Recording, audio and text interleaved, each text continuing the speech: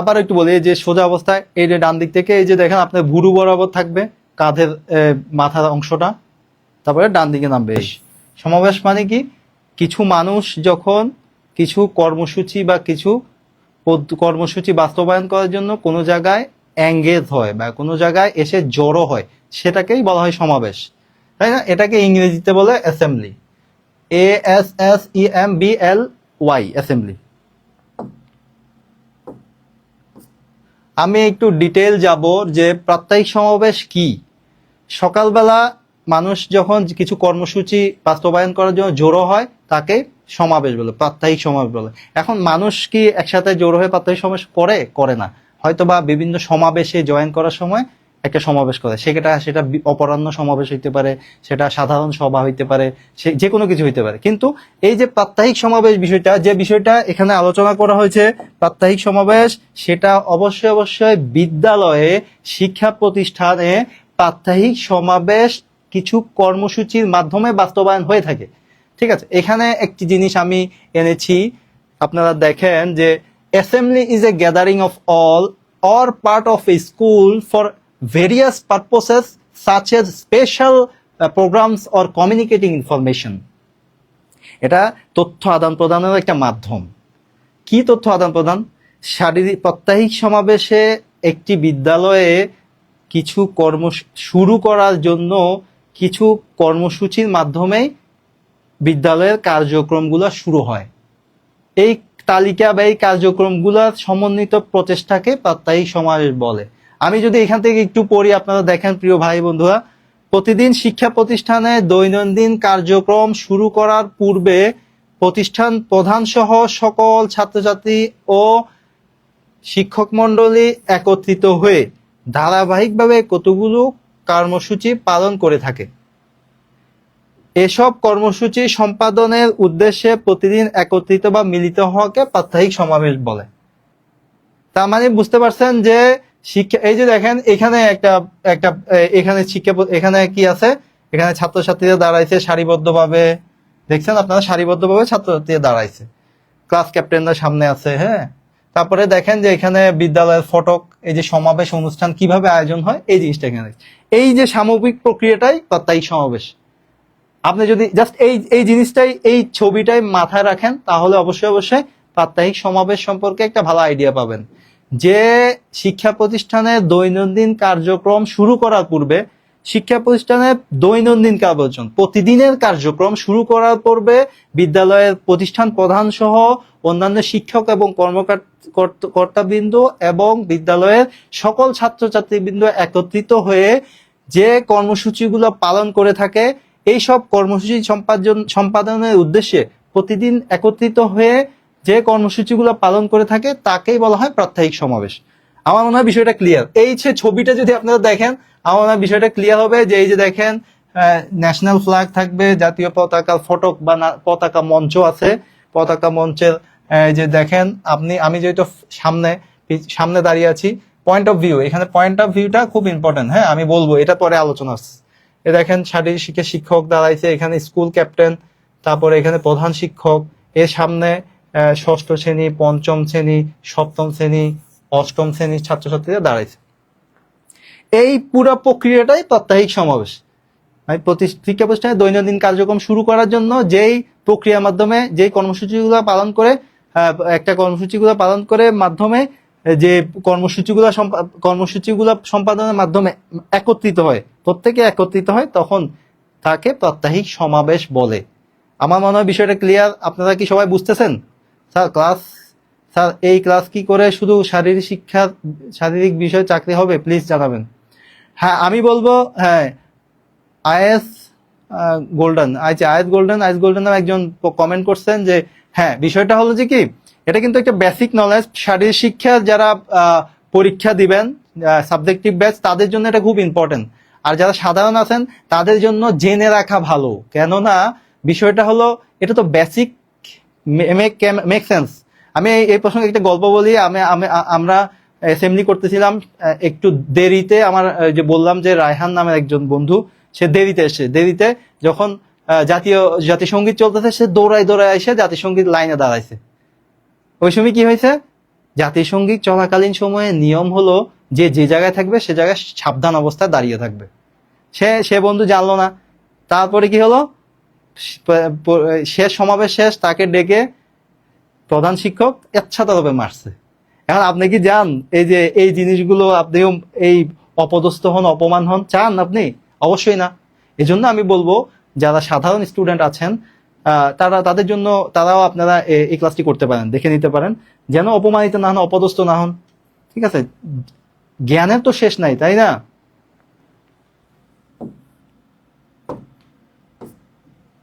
হ্যাঁ, প্রাত্যহিক সমাবেশের একটু ডিটেলস আলোচনা করব। এই যে যেই জিনিসগুলো নিয়ে একটু কনফিউশন আছে সেই জিনিসগুলো নিয়ে একটু ডিসকাস করার চেষ্টা করব। খুব ইম্পর্টেন্ট টপিক। হ্যাঁ, দেখেন প্রাত্যহিক সমাবেশে এখানে পতাকা মঞ্চ থাকবে, তাই না? পতাকা, এখানে স্টুডেন্টরা দাঁড়াবে,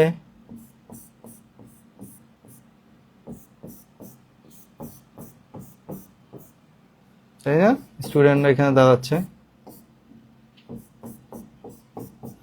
স্টুডেন্টরা এখানে সারিবদ্ধভাবে দাঁড়াবে। এখানে একটা জিনিস চলে আসে যে লাইন এবং ফাইল বলে, শিক্ষকরা বলে লাইন ও ফাইল অনুযায়ী দাঁড়াও, লাইন এবং ফাইল অনুসারে দাঁড়াও।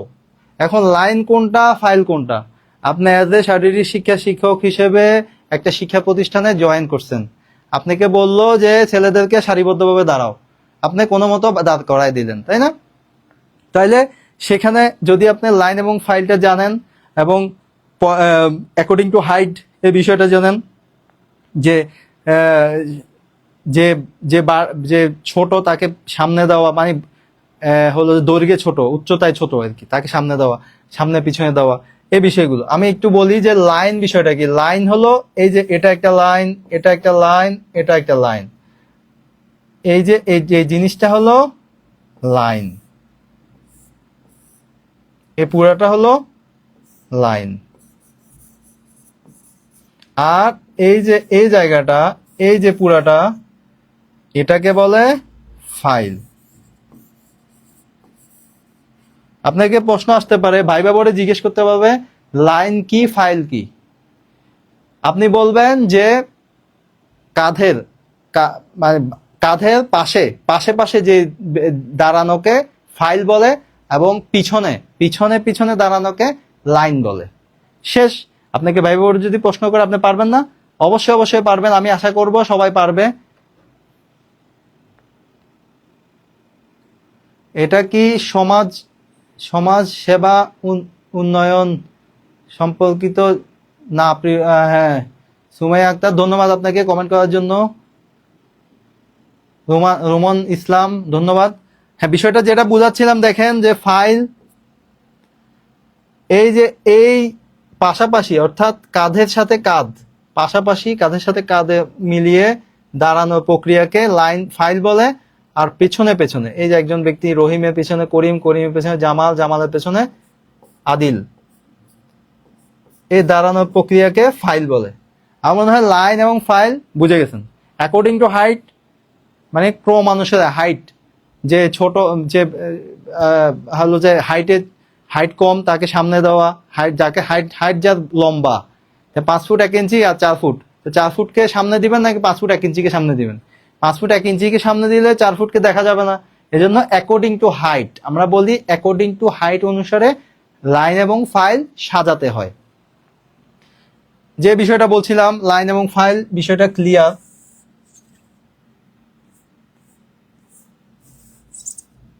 এখন দেখেন পতাকা দণ্ড দাঁড়ালাম, এখানে পতাকা একটা দাঁড়াইছে। হ্যাঁ, এখন এটা নিয়ে একটু কনফিউজ থাকে যে পতাকা দণ্ডের ডান দিকে দাঁড়াবে নাকি বাম দিকে দাঁড়াবে।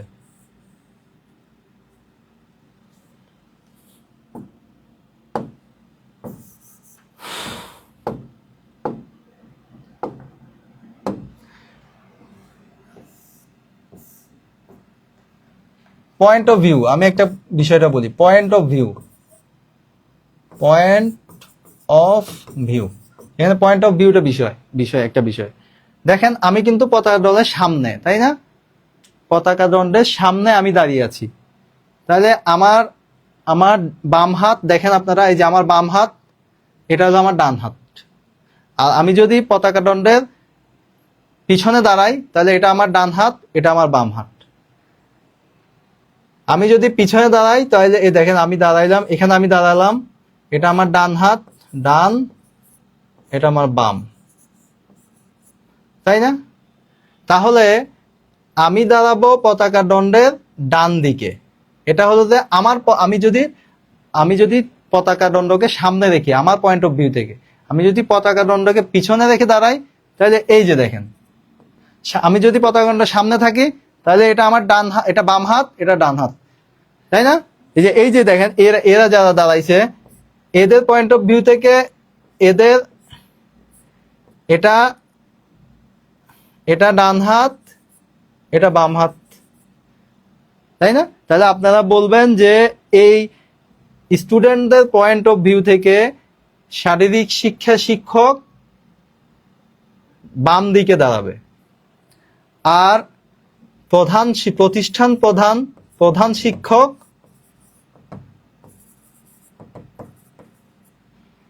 শিক্ষক ডান দিকে দাঁড়াবে। এটা হলো স্টুডেন্ট পয়েন্ট অফ ভিউ থেকে, ঠিক আছে, ডান দিকে দাঁড়াবে। আর যদি টিচার্স পয়েন্ট অফ ভিউ হয়, টিচার্স পয়েন্ট অফ ভিউ থেকে শারীরিক শিক্ষা শিক্ষক বা স্পোর্টস টিচার ডান দিকে দাঁড়াবে। এই যে ডান দিকে দাঁড়াইছে, তাই না? ডান দিকে দাঁড়াইছে।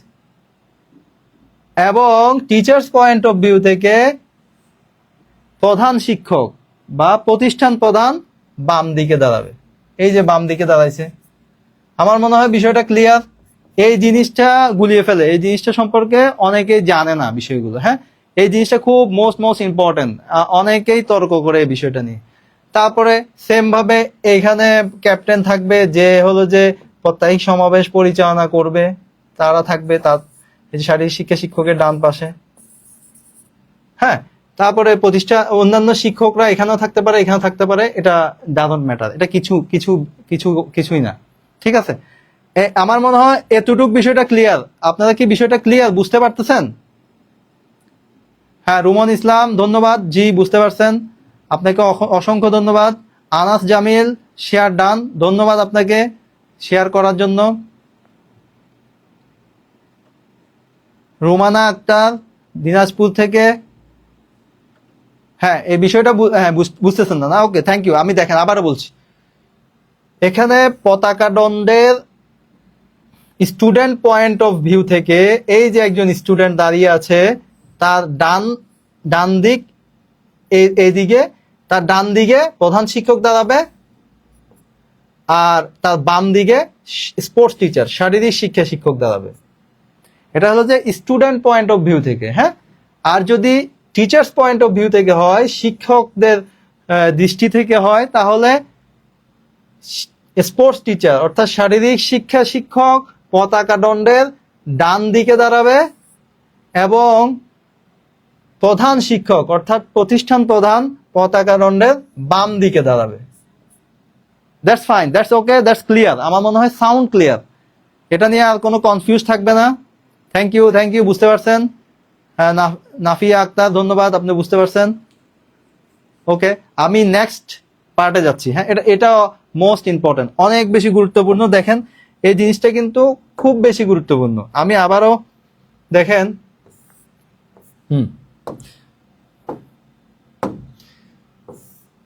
এখানে পতাকা দণ্ড আঁকলাম, তাই না? এটা হলো পতাকা ফটক।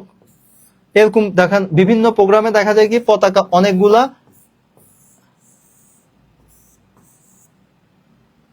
একসাথে উঠাতে হয়, তাই না? সেই সময় আপনি কি করবেন?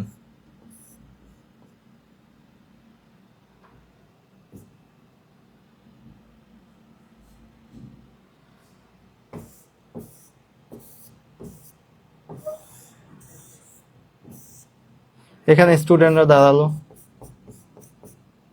লাইন এবং ফাইল মেনটেন করে অ্যাকর্ডিং টু হাইট অনুসারে তারা দাঁড়ালো, তাই না? অ্যাকর্ডিং টু হাইট অনুসারে তারা দাঁড়ালো।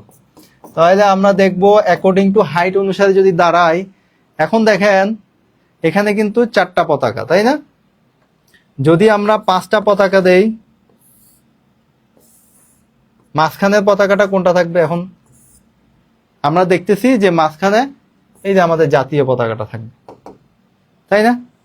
এখন আপনি ইজিলি সিলেক্ট করতে পারতেছেন মাঝখানে জাতীয় পতাকা থাকার কারণে। এটা এটা ধরেন অন্য দেশের পতাকা, এটা আরেক দেশের পতাকা, হ্যাঁ, এটা এটা স্কাউট পতাকা হইতে পারে, স্কাউট পতাকা, এটা অন্য দেশের পতাকা। হ্যাঁ, এখানে দেখেন 5টা পতাকা বেজোড় হওয়ার কারণে আমাদের জাতীয় পতাকাটা কোথায় বসবে, এই জিনিসটা হলো মূল প্রশ্ন।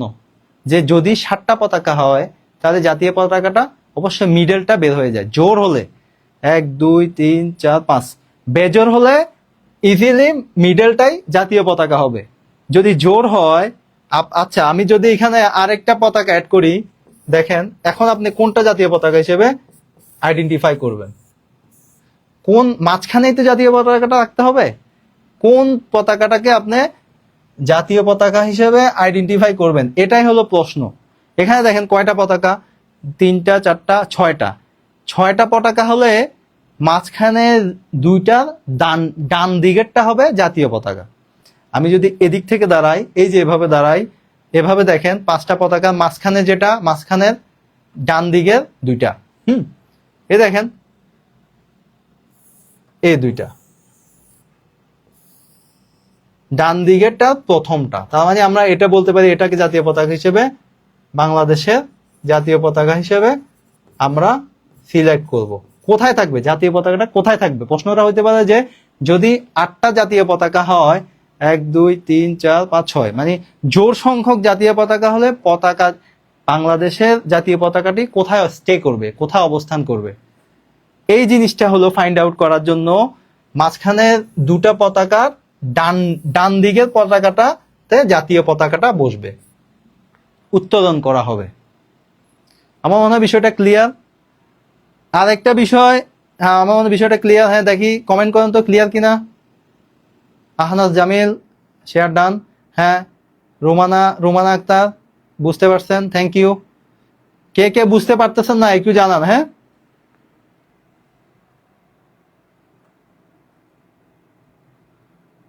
ওকে, সবাই তো বুঝতে পারতেছে, শেয়ার ডান সবাই। আপনারা একটু লাইভটা শেয়ার করে দিবেন, আশা করি অন্যান্যদেরকেও দেখার সুযোগ করে দিবেন। তাহলে দেখা যাবে যে কি, মানে আপনার কারণে আরো 10 জন উপকৃত হলো। এই উপকারটা কি আপনি চান না? এটা একটা তো মানে ঘুমে শুয়ে থেকে আপনি সওয়াব কামাইতেছেন, তাই না? এই বিষয়টা, আমার কষ্টটা লাঘব হবে যদি আপনারা শেয়ার করেন। প্রত্যেকেই অবশ্যই অবশ্যই 5টা করে শেয়ার করেন, শেয়ার ডান করে কমেন্ট সেকশনে শেয়ার ডান লিখেন। তাহলে অবশ্যই অবশ্যই আমাদের টিম আপনাদেরকে এই যে স্লাইডটি তৈরি করেছি পিডিএফ আকারে আপনাদেরকে শেয়ার করবে। ঠিক আছে, আমি আবারও লেখাপড়ায় যাচ্ছি। আমার একজন বোন লেখছে, রাঙামাটি থেকে এক বোন লেখছে যে স্যার বুঝতেছি না, স্যার কালারটা পরিবর্তন করেন। ওকে, কালার পরিবর্তন করলাম। কালারটাকে বোঝা যাচ্ছে না? আচ্ছা, কালার পরিবর্তন করে দিলাম, পরিবর্তন করে আবারও দিচ্ছি। হ্যাঁ, কালার পরিবর্তন করে, ওকে।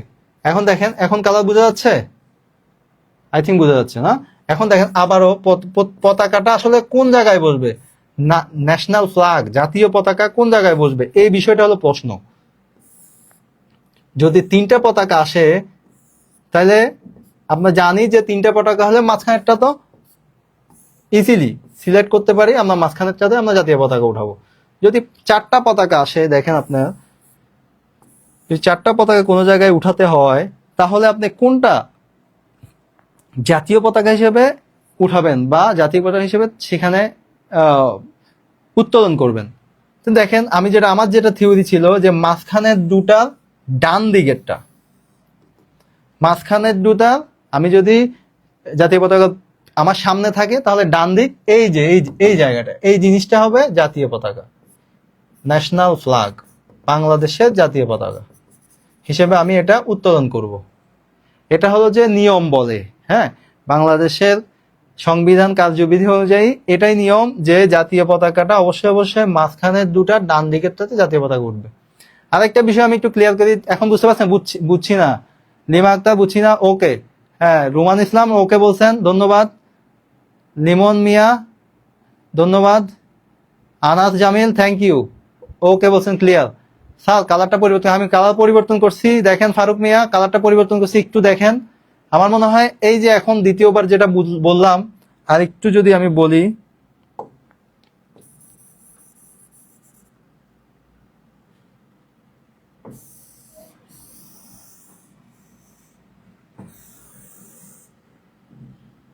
একটু দেখেন প্লিজ। হ্যাঁ দেখেন, এই যে এখানে কয়টা জাতীয় পতাকা?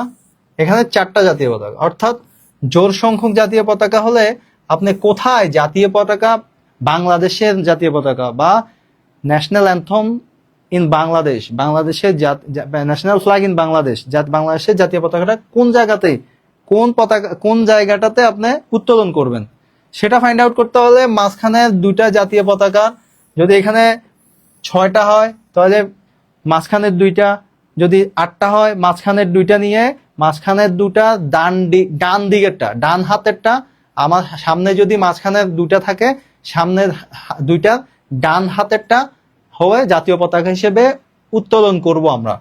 এই যে দেখেন, আমি যদি এভাবে থাকি তাহলে এই সাইড, এটা এটা ডান দিক, তাহলে আমি এটাকে জাতীয় পতাকা হিসেবে উত্তোলন করব।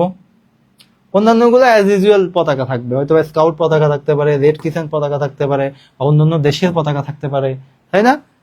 আমার মনে হয় বিষয়টা ক্লিয়ার। ওকে স্যার, রহিম ইসলাম ওকে বলছে বুঝছি স্যার, বুঝতেছি স্যার। লিমন মিয়া বুঝতেছি স্যার, লিমন মিয়া বলছে প্রথমে বুঝতেছি না, এখন বলছে বুঝছি। থ্যাংক ইউ লিমন মিয়া, ধন্যবাদ। আমার মনে হয় একটা আনাস জামিলও বুঝছে, ধন্যবাদ আপনাদেরকে যে আপনারা বুঝতে পারছেন। আপনাদেরকে অনুরোধ করব, আমি আসলে অনেক কষ্টে এই জিনিসটা এই টপিকটা নির্ধারণ করছি এবং কি স্লাইডটা তৈরি করছি। আপনারা যদি একটি করে শেয়ার করেন তাহলে দেখা যায় এখানে 100 জন চলে আসে, তাই না? এখানে আপনাদেরকে অনুরোধ করব, আপনারা একটু একটু করে শেয়ার করেন। আমি আপনাদেরকে আমার আজকে ব্যক্তিগত অভিজ্ঞতা থেকে কি পড়তে হবে, কি পড়তে হবে না, এই জিনিসগুলো আমি আপনাদেরকে শেয়ার করব। কিছু ট্রিক্স শেয়ার করব যেটা আমি আমার ব্যক্তিগত জীবনে অ্যাপ্লাই করে সফলতা অর্জন করেছি। আমার সাথে থাকেন শুরু থেকে শেষ পর্যন্ত। আমি বলে দিব গবেষণা করে পড়বেন নাকি হলো যে সব পড়বেন। আমরা আসলে শিক্ষার্থীরা বুঝি না যে নিবন্ধনের জন্য কোন কোন বিষয়গুলো পড়তে হবে। আমি 3বার নিবন্ধন পরীক্ষা দিচ্ছি, চতুর্থবারের জায়গা আমার হয়েছে। আমি চতুর্থবারে আমি বুঝতে পারছি যে আসলে কি কি পড়তে হবে। আমি তো বিসিএস এর মতো প্রিপারেশন নিচ্ছি, নিবন্ধনেও বিসিএস এর প্রিপারেশন নিচ্ছি, হবে না তো। এজন্য আপনাকে কি কি পড়তে হবে, কি কি পড়তে হবে না সেটা জানতে হবে। আজকের এই লেকচার আমি বলবো কি কি পড়তে হবে, কি কি পড়তে হবে না। আপনারা আমার সাথে শুরু থেকে থাকবেন, আমি আশাবাদ ব্যক্ত করছি। ধন্যবাদ ভাইরা। আমি প্রিয় কলিজার ভাই বোনেরা, আমার মনে হয় বিষয়টা বুঝতে পারছেন। আপনারা একটু দেখেন, আমি আরেকটা বিষয় একটু আলোচনা করব। সেটা হলো, আমরা দেখি যে ব্রাজিল এবং আর্জেন্টিনার পতাকা বিভিন্ন ঘরে ঘরে লাগানো, তাই না? এখন দেখা যায় কি এখানে বাংলাদেশের পতাকা, এটা ব্রাজিলের পতাকা। হ্যাঁ, লাগাই দিছে, চলতেছে তো যাত্রাবাড়ি। হ্যাঁ, গাড়ি উঠতেছে পতাকা। হ্যাঁ, তারপরে দেখা আরেকটা বলি, আর্জেন্টিনার পতাকা দেখেন, হ্যাঁ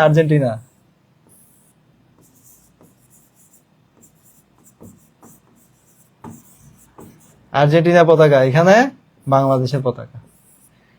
এগুলা কমপ্লিটলি আমাদের পতাকাকে অপমান করা হয়, এটা রং। হ্যাঁ, এগুলো রং কখনো কোনো পতাকার সাথে পতাকা রাখবে না। অথবা এমনও হইতে পারে যে এখন বাংলাদেশের পতাকা দিতে এখানে, আবার এখানে আর্জেন্টিনার পতাকা বা জার্মানির পতাকা, এটাও কমপ্লিটলি রং। প্রত্যেকটা জাতির স্বতন্ত্র, হ্যাঁ স্বতন্ত্র, প্রত্যেকটা জাতি স্বতন্ত্র, তাদেরকে অবশ্যই স্বতন্ত্র। আপনি যদি পতাকা লাগাইতে চান, 2টা পতাকা 2টা জায়গায় লাগান না। কেন বাংলাদেশের পতাকা আবার আর্জেন্টিনার পতাকা একসাথে লাগাতে হবে? এটা রং, এটা করবেন না আপনারা। আজকে থেকে আপনারা শিখে গেলেন যে এটা জাতীয় পতাকাকে অবমাননা করা হয়, অন্যান্য দেশকে ছোট করা হয়। দেখেন না, এই যে ব্রাজিলের পতাকা উপরে দিলেন আর বাংলাদেশের পতাকা নিচে দিলেন, বা বাংলাদেশের পতাকা উপর দিলেন ব্রাজিলের পতাকা নিচে দিলেন, এটা দেখতে খারাপ লাগে না? এটা আমাদের আইনতও কিন্তু মানা আছে যে এভাবে জাতীয় পতাকাকে এভাবে একটা দণ্ডে দুইটা পতাকা কখনো দেওয়া যায় না। আপনি যদি অবশ্যই যদি আপনি জাতীয় পতাকা উত্তোলন করতে চান, আলাদা দুইটা দণ্ডে দুইটা পতাকা উত্তোলন করতে হবে। আমার মনে হয় পতাকা সংক্রান্ত বিষয়গুলো ক্লিয়ার। মর্জিনা বলছে 100% রাইট স্যার। হ্যাঁ, থ্যাংক ইউ আপনাকে কমেন্ট করার জন্য। আপনারা প্রচুর শেয়ার করবেন এই আশাবাদ ব্যক্ত করছি। লিমন মিয়া বুঝছি, রুমন ইসলাম আলহামদুলিল্লাহ বুঝছি। কোন সাবজেক্টে আলোচনা চলছে? কার্তিক চন্দ্র ভাইয়া, আমরা হলো যে শারীরিক শিক্ষা বিষয়ের প্রাত্যহিক সমাবেশ। সকালে যে আপনারা বিদ্যালয়ে পড়াশোনা করছেন, যে সকালে যে কর্মসূচিগুলো পালন করে প্রাত্যহিক বিদ্যালয়ের প্রোগ্রাম শুরু হয়, ক্লাস শুরু হয়, সেই জিনিসগুলো নিয়ে আলোচনা করছি। আপনি আমাদের সাথে থাকেন, বিষয়গুলো বুঝতে পারবেন। খুব ভাইটাল, খুব ইম্পর্টেন্ট টপিক। সিলি কিছু বিষয় আছে, কিন্তু যেগুলো জানলে আপনার জন্য ভালো হবে। আপনি আপনার ছেলে সন্তান, ভাই বন্ধুদেরকে বুঝাতে পারবেন। আমাদের সাথে থাকুন। আমার মনে হয় প্রাত্যহিক সমাবেশ সম্পর্কে ডিটেইল বললাম, বিষয়টা ক্লিয়ার। হ্যাঁ, আমি নেক্সট স্লাইডে যাচ্ছি। প্রাত্যহিক সমাবেশের ধারাবাহিক কর্মসূচি, এটা প্রত্যেকটা পরীক্ষাতে আসে। প্রাত্যহিক সমাবেশের ধারাবাহিক কর্মসূচি কি কি? হ্যাঁ, প্রাত্যহিক সমাবেশের ধারাবাহিক কর্মসূচি কি কি? কর্মসূচি পালন করার মাধ্যমে আপনি প্রাত্যহিক সমাবেশ এর সকল কার্যক্রমগুলো কমপ্লিট করতে পারবেন। তারপরে আপনি আপনার ক্লাসে যেতে পারবেন, ক্লাস নিতে পারবেন। প্রাত্যহিক সমাবেশের শুরুতেই জাতীয় পতাকা উত্তোলন ও অভিবাদন, তাই না? দেখেন আপনি, এই যে জাতীয় পতাকা উত্তোলন, সরি আমি কলম সিলেক্ট করতে ভুলে গেছি না। এই যে দেখেন জাতীয় পতাকা উত্তোলন ও অভিবাদন। এখন পতাকা উত্তোলন কিভাবে করবেন? অবশ্যই সাবধান অবস্থায় দাঁড়িয়ে পতাকাটা উত্তোলন করতে হবে। হ্যাঁ, লিখছে দেখেন, বিদ্যালয়ের প্রধান শিক্ষক জাতীয় পতাকা উত্তোলন করবেন। এটা যে কোনো অনুষ্ঠানে জাতীয় পতাকা প্রধান শিক্ষক উত্তোলন করে। সাধারণত ক্লাসে যখন প্রতিদিনের শ্রেণী কার্যক্রম হয়, সেখানে স্টুডেন্টরাই সাধারণত উত্তোলন করে থাকে। হ্যাঁ, এখানে বলছে যে প্রধান শিক্ষক জাতীয় পতাকা উত্তোলন করে, এই সময় সকলে সোজা হয়ে দাঁড়াবে। সোজা হয়ে দাঁড়ানো মানে সাবধান অবস্থা দাঁড়াবে। এখন আপনার ভাইবা বোর্ডে বা আপনার এমসিকিউ প্রশ্ন হতে পারে জাতীয় পতাকা উত্তোলন কিভাবে উত্তোলন করা হয়? আরামে দাঁড়িয়ে সাবধান অবস্থায়। তাহলে আপনি উত্তর কি দিবেন? অবশ্যই সোজা হয়ে বা সাবধান অবস্থায়। এক কদম পিছনে এসে প্রধান শিক্ষক জাতীয় পতাকাকে অভিবাদন জানাবেন। অভিবাদন জানানো কিভাবে? এই যে দেখেন অভিবাদন। অবশ্যই এই যে এভাবে দাঁড়াবেন সাবধান অবস্থায়, ডান দিক থেকে উঠবে, এই যে কাঁধ বরাবর উঠবে, এই যে, হ্যাঁ, নামবে সোজা। হ্যাঁ, এই আমার মনে হয় বিষয়টা ক্লিয়ার। আমি একবার প্র্যাকটিক্যালি দেখাই দেওয়ার চেষ্টা করছি। হ্যাঁ, আবার একটু বলি, এই যে সোজা অবস্থায়, এই যে ডান দিক থেকে এই যে দেখেন আপনার ভুরু বরাবর থাকবে কাঁধের মাথার অংশটা, তারপরে ডান দিকে নামবে। এই আবারও এই আমার মনে হয় বিষয়টা ক্লিয়ার। তারপরে আমরা পতাকা উত্তোলন এবং অভিবাদন করার পরে, অর্থাৎ সালাম দেওয়ার পরে আমরা প্রার্থনাতে চলে যাব। প্রার্থনা বা কোরআন তেলাওয়াত বা বিভিন্ন ধর্মগ্রন্থ পাঠ। এখন ধর্মগ্রন্থ পাঠ কি আপনি আরামে দাঁড়া অবস্থায় করবেন নাকি সাবধান অবস্থায় করবেন, সেটা জানতে হবে, তাই না? এটা জানলে আপনি পরীক্ষাতে আনসার করতে পারবেন। প্রত্যেক হাউস বা শ্রেণী ছাত্রছাত্রীরা একজন করে পালাক্রমে প্রতিদিন কোরআন তেলাওয়াত করবে। অন্যান্য ধর্মের ছাত্রছাত্রীরা থাকলে সে ধর্মের পবিত্র ধর্মগ্রন্থ হতে পাঠ করতে হবে। প্রার্থনার সময় সকলে আরামে বুকে হাত দিয়ে দাঁড়াবে। আরামে এই যে আরামে, এভাবে আরামে দাঁড়াইলো, বুকে হাত এভাবে, হ্যাঁ, এভাবে বুকে হাত দিয়ে নিচে চুপ করে দাঁড়ায় থাকতে হবে। এই জিনিসটাই বলছে যে, তাহলে আপনাদের যদি প্রশ্ন আসে যে ধর্মগ্রন্থ পাঠের সময় একজন প্রশিক্ষণার্থী বা একজন ছাত্র বা সকলে কিভাবে দাঁড়াবে, অবশ্যই আরামে দাঁড়িয়ে কোরআন তেলাওয়াত পাঠ শেষ করার পরে কমান্ডার সাবধান বলে সাবধান অবস্থায় যেয়ে এই কার্যক্রমটা শেষ হবে। তারপরে জাতীয় সঙ্গীত কমান্ডার যখন জাতীয় সঙ্গীতের জন্য প্রস্তুত বলবে 1 2 3 4, ওই সময় সবাই সমস্বরে সাবধান অবস্থায় জাতীয় সঙ্গীত। এখন জাতীয় সঙ্গীত যদি কেউ আরামে দাঁড়া অবস্থায় গায় তাহলে এটা কেমন লাগবে? আমি একটা মনে পড়ে গেছে একটা জিনিস, যে আমার বন্ধু মুস্তাফিজ ছিল, আমরা যখন প্রশিক্ষণ নিতেছিলাম ওই সময় BPEd bachelor of physical education করেছিলাম চট্টগ্রামে, দিনাজপুরের আমার বন্ধু, অনেক প্রিয় একজন মানুষ, তার কথা স্মরণ পড়ে গেছে। সে হলো যে সাবধান না হয়ে আরামে দাঁড়াইয়া গাওয়া শুরু করছে, আমার সোনার বাংলা আমি তোমায় ভালোবাসি, হইলো? তারপরে শেষে আমাদের স্যার এসে তাদের আচ্ছাভাবে মারছে, বিষয়টা বুঝাই দিছে। আমার মনে হয় কি বিষয়টা ক্লিয়ার, যে জাতীয় পতাকা যখন আমরা গাইবো অবশ্যই সাবধান অবস্থায় জাতীয় পতাকাটাকে গাইতে হবে। তাহলে আমরা জানলাম 1 নাম্বার হলো জাতীয় পতাকা উত্তোলন অভিবাদন, 2 নাম্বার হলো কি বলেন তো, পবিত্র ধর্মগ্রন্থ হতে পাঠ, তারপরে পতাকা, জাতীয় সঙ্গীত, তাই না?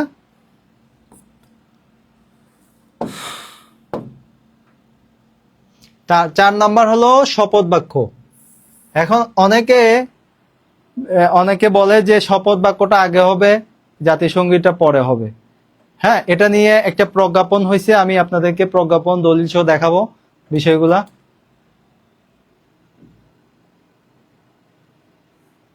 দেখেন বিষয়টা সঠিকটা, রুমন ইসলাম সঠিকটা আঁকাই দেন, বিষয়টা কি বুঝি নাই। লিমন মিয়া ধন্যবাদ, লেখাটি বোঝা যায় না, এখন বোঝা যাইতেছে? প্লিজ দেখেন তো।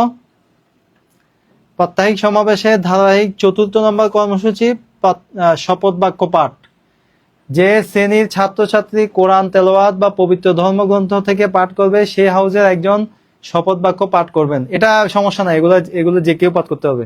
তারপরে প্রধান শিক্ষকের ভাষণ, প্রধান শিক্ষক যে কোনো একটা বিষয়ের উপরে বা হলো যে জেলা থেকে উপজেলা থেকে কোনো নোটিশ আসলে সেটা সকলের উদ্দেশ্যে পাঠ করে। চলুন পড়ায় ফিরে যাই। আমরা পড়ছি যে শারীরিক শিক্ষা কার্যাবলী, জাতীয় পতাকা উত্তোলন অভিবাদন, তারপরে পবিত্র ধর্মগ্রন্থ হতে পাঠ, জাতীয় সঙ্গীত, শপথ, তারপরে কি পড়ছিলাম, শপথের পরে প্রধান শিক্ষকের ভাষণ, তারপরে শরীরচর্চা, শরীরচর্চা অনুশীলন বা পিটি, 5 মিনিট পিটি করা আর কি, পিটি শারীরিক শিক্ষা শিক্ষক। তারপরে মাঠ ত্যাগ, এই বিষয়গুলো তেমন একটা গুরুত্বপূর্ণ না, জাস্ট জেনে রাখার জন্য। 7টা কর্মসূচি, এর মধ্যে 5টা কর্মসূচি হলো যে মোস্ট ইম্পর্টেন্ট, ভাইটাল। এই প্রথম 5টাই কর্মসূচি থাকে, হ্যাঁ, খুব গুরুত্বপূর্ণ। এই প্রজ্ঞাপনটা একটু দেখাইতে যাচ্ছি, আমি দলিল সহ কথা বলতেছি। দেখেন যে শিক্ষা প্রতিষ্ঠানে প্রাত্যহিক সমাবেশকালে জাতীয় সঙ্গীত পরিবেশনের পর শপথ বাক্য, জাতীয় সঙ্গীত পরিবেশনের পর শপথ বাক্য পাঠ সংক্রান্ত প্রজ্ঞাপন। দেখেন এটা 2021 সালে জারি হয়েছে, হ্যাঁ, 2021 সালে 28 ডিসেম্বর এই চিঠিটা সকল মাধ্যমিক ও উচ্চশিক্ষা অধিদপ্তর থেকে ইস্যু হয়েছে, যে শিক্ষা প্রতিষ্ঠানে প্রাত্যহিক সমাবেশে জাতীয় সঙ্গীত পরিবেশনের পর শপথ বাক্য পাঠ সংক্রান্ত, এখানে স্পষ্ট বলে দিচ্ছে, হ্যাঁ, শপথ বাক্য পাঠ সংক্রান্ত বিষয়ে। এই জন্যই অনেকে জানে না যে কোনটার পরে কোন সিকোয়েন্সে হবে জিনিসগুলো। অনেকে জাতীয় সঙ্গীত পাঠের পরে শপথটা করে, আবার জাতীয় সঙ্গীতের আগে শপথ করে ফেলে, তাই না? আমার মনে হয় এই জিনিসটা ক্লিয়ার হয়েছেন আপনারা। ধন্যবাদ, লেখাটি বোঝা যায় না। হ্যাঁ, নাইস। আরিফা ইয়াসমিন, নাইস, ধন্যবাদ আপনাকে। ওয়ালাইকুম সালাম। খাদিজাতুল কুবরা, খাদিজা খাতুন, আপনাকে ধন্যবাদ। ওয়ালাইকুম সালাম রহমতুল্লাহ। হ্যাঁ, রংপুর থেকে বোঝা যাচ্ছে, ধন্যবাদ আপনাকে। সুন্দর ক্লাস। মিলন, ধন্যবাদ আপনাকে। আমরা নেক্সট স্লাইডে যাচ্ছি। দেখেন সংশোধিত শপথ, এই জিনিসটা ইম্পর্টেন্ট। আপনারা যারা শারীরিক শিক্ষক হতে চান এটা মুখস্থ করে ফেলবেন, হয়তোবা এইটা তুলে দিয়ে আপনাদেরকে বলবে যে এটা কি সত্য না মিথ্যা, এরকম টাইপের হইতে পারে প্রশ্নটা।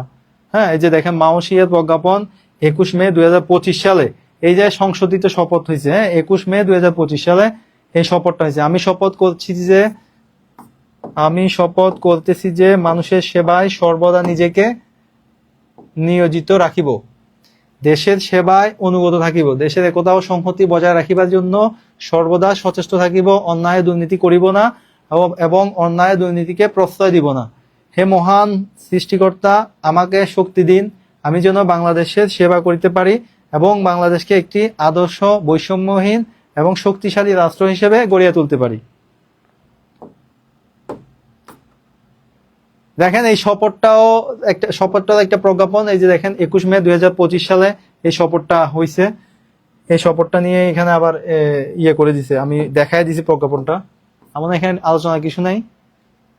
আমি আবারও বলবো, লাইভ চলাকালীন সময়ে যদি আমাদের সাথে কানেক্ট থাকতে চান তাহলে অবশ্যই 1300 টাকা দিয়ে বিকাশ এবং নগদে সেন্ড মানি করে 01767265758 এই নাম্বারে বিকাশ এবং নগদে সেন্ড মানি ডান লিখে দিলেই হবে। আমরা বুঝে নিব যে আমাদের টিম আপনার সাথে কথা বলে আমাদের সিক্রেট গ্রুপে অ্যাড করে নিবে। এছাড়াও যারা আছেন নগদ রকেটে 01515265836 এই নাম্বারে রকেটে সেন্ড মানি ডান লিখে দিবেন, আমাদের টিম আপনাদেরকে সিক্রেট গ্রুপে অ্যাড করে নিবে।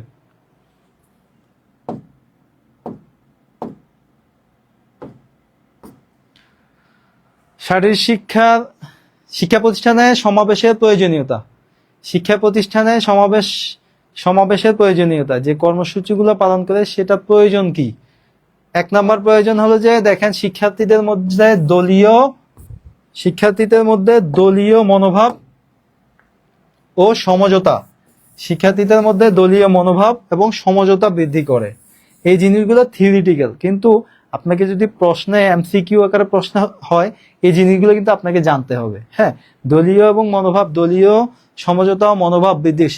শারীরিক শিক্ষার প্রয়োজনীয়তা এখানে 5টা বা 4টা অপশন দিল, সেখানে প্রয়োজনীয়তা একটা থাকলো না, বললো উপরের 3টা, তাহলে সেক্ষেত্রে আপনাকে উপরের 3টা টিকমার্ক দিতে হবে। এজন্য এই জিনিসগুলো পড়তে হবে। দলীয় মনোভাব ও সমঝোতা বৃদ্ধি, জাতীয় সঙ্গীত গাওয়ার মাধ্যমে এই যে জাতীয় চেতনা, জাতীয়তাবোধ, দেশপ্রেম জাগ্রত হয়। হ্যাঁ, এই যে শিক্ষার্থীদের মধ্যে শৃঙ্খলা আনয়ন করা যায়,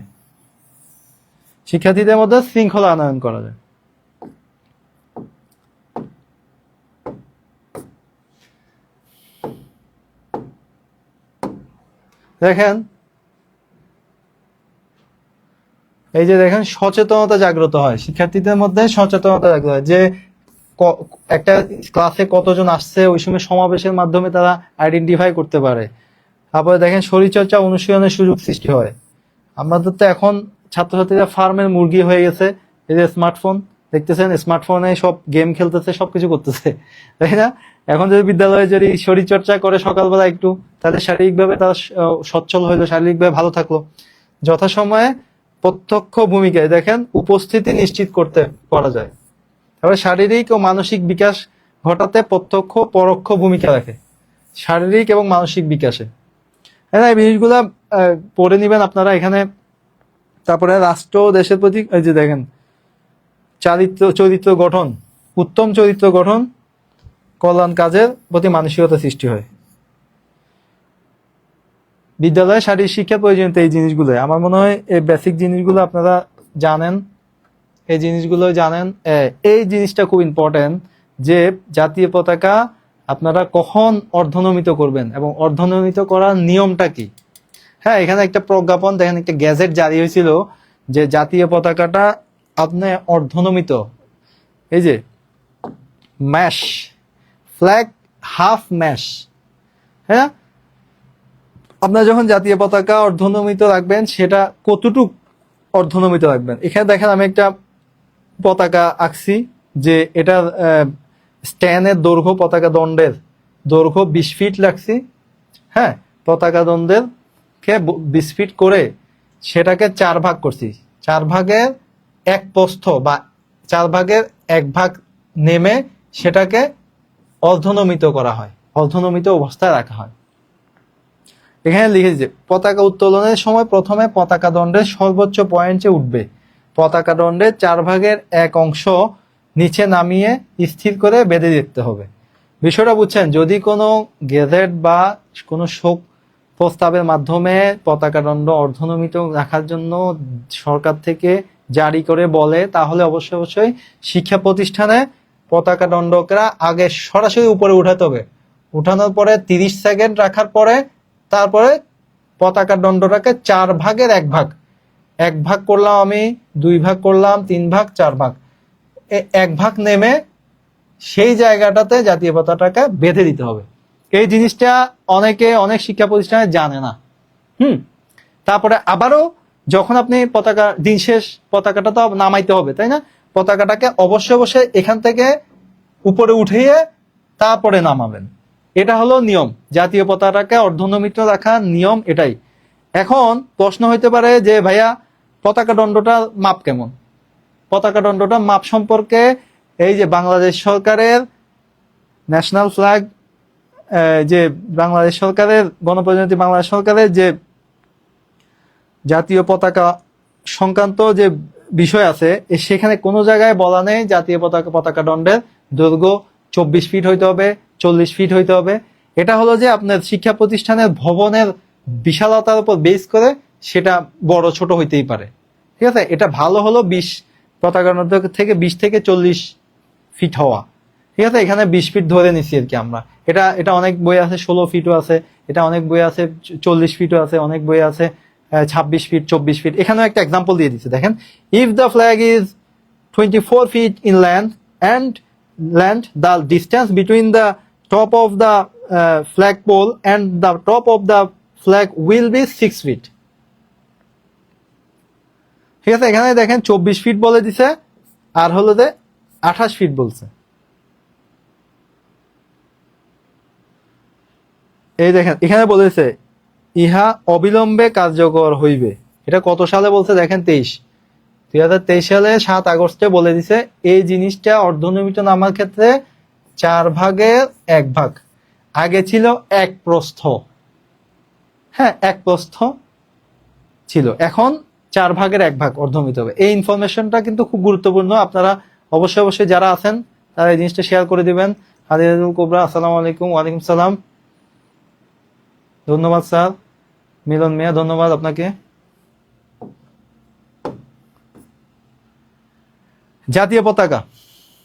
জাতীয় পতাকার আয়তন আমরা জানি যে জাতীয় পতাকাটা দৈর্ঘ্য প্রস্থে 10 ফিট বাই 6 ফিট, তাই না? এটা 10 ফিট, এটা 6 ফিট। এখন দেখা যায় কি জাতীয় পতাকাটাকে অঙ্কন করার জন্য বা এটার পরিমাপটা মিডল যে আমাদের লাল যে অংশটা থাকবে, রক্তখচিত লাল অংশটা, এটা কেমন হবে, এই জিনিসটা এটা কিভাবে আমরা করব, এই জিনিসটা আমি একটু দেখে দেওয়ার চেষ্টা করবো। এখানে দেখিয়ে দেওয়া হয়েছে যদিও বা আমি নিজে এঁকে দেখিয়ে দেওয়ার চেষ্টা করবো। দেখেন এটাকে যদি আমি 10 ভাগ করি, 1 2 3 4 5 6 7 8 9 10 এতটুকু পর্যন্ত করলাম।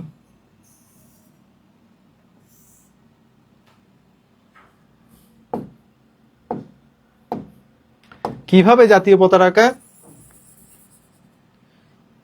পতাকা কিভাবে আমরা মিডল, এই যে কতটুকু অংশ লাল বৃত্ত হবে, এই জিনিসটাকে বাইর করার জন্য, প্রপার হওয়ার জন্য আমি করছি। দৈর্ঘ্যতে 10 ভাগ হবে, হ্যাঁ, প্রস্থতে 6 ভাগ।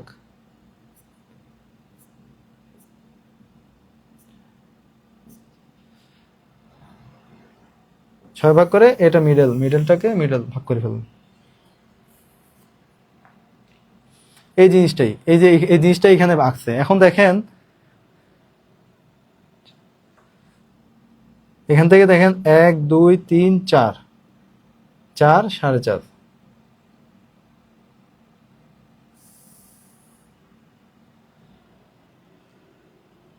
এখানে দেখেন এটা হলো উত্তোলন রেখা। এই যে ওই জিনিসটা আমি এঁকে দেখা দিচ্ছি, আপনারা বুঝতে পারবেন। এটা উত্তোলন দিক, আর এটা হলো উড়ন্ত দিক, প্রস্থ দিক। এখানে দেখেন এখানে 2 ইউনিট বলছে, মানে একটা ইউনিট, দুইটা ইউনিট।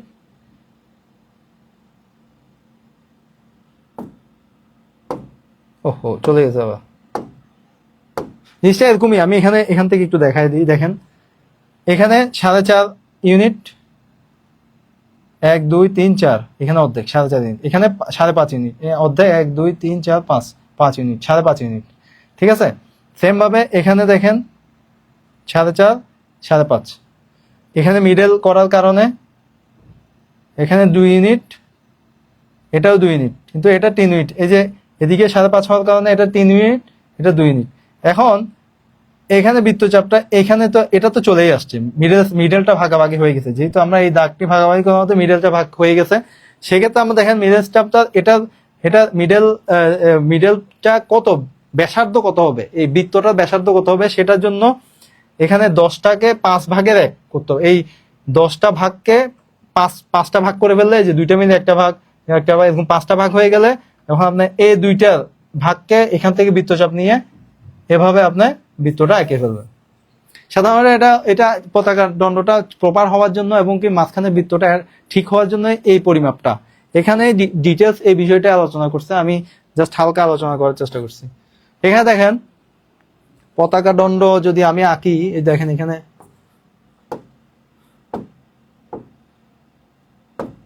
আমি যদি এখানে পতাকা দণ্ড আঁকি, এই যে পতাকা দণ্ডের রঙের তাৎপর্য, সবুজ রং, সবুজ অংশ তারুণ্যের উদ্দীপনা এবং গ্রাম বাংলার সবুজ পরিবেশের প্রতীক। আপনার প্রশ্ন আসতে পারে যে সবুজ অংশ কিসের প্রতীক, অনেকগুলো অপশন দিয়ে দিল। সবুজ অংশ তারুণ্যের উদ্দীপনা এবং গ্রাম বাংলার সবুজ পরিবেশের প্রতীক। আপনারা কমেন্ট সেকশনে লেখেন যে সবুজ অংশ কিসের প্রতীক, তারুণ্যের উদ্দীপনা এবং গ্রাম বাংলা এবং সবুজ পরিবেশের প্রতীক। তারুণ্যের উদ্দীপনা, গ্রাম বাংলার সবুজ অংশ, সবুজ পরিবেশের প্রতীক। একটু লিখে দেন প্লিজ। হ্যাঁ, রোমানা আক্তার ধন্যবাদ, লিখছেন গ্রাম বাংলা এবং তারুণ্যের উদ্দীপনা ও সবুজ অংশের প্রতীক, গ্রাম বাংলার সবুজ পরিবেশের প্রতীক। হ্যাঁ, আর লাল অংশ, এটা কিন্তু আসবে, পরীক্ষা আসবে। এই যে লাল বৃত্ত নতুন সূর্যের প্রতীক, রক্তক্ষয়ী স্বাধীনতা সংগ্রামের প্রতীক, নতুন সূর্যের প্রতীক এবং রক্তক্ষয়ী স্বাধীনতা সংগ্রামের প্রতীক। লাল বৃত্ত রক্তক্ষয়ী স্বাধীনতা সংগ্রামের প্রতীক, আবার সূর্যের প্রতীক। এটা একটু কমেন্ট সেকশনে লিখে দেন যে লাল বৃত্ত সূর্যের প্রতীক, রক্তক্ষয়ী স্বাধীনতা সংগ্রামের প্রতীক। হ্যাঁ, দিনাজপুর থেকে রহমান, থ্যাংক ইউ, বুঝতেছেন। হ্যাঁ, ধন্যবাদ আপনাকে কমেন্ট করার জন্য। কিভাবে ভর্তি হবেন? আচ্ছা, এই দেখেন এই জায়গাতেই 01767265758 এই নাম্বারে হোয়াটসঅ্যাপে বিকাশ নগদে সেন্ড মানি করে সেন্ড মানি ডান লিখে দেন।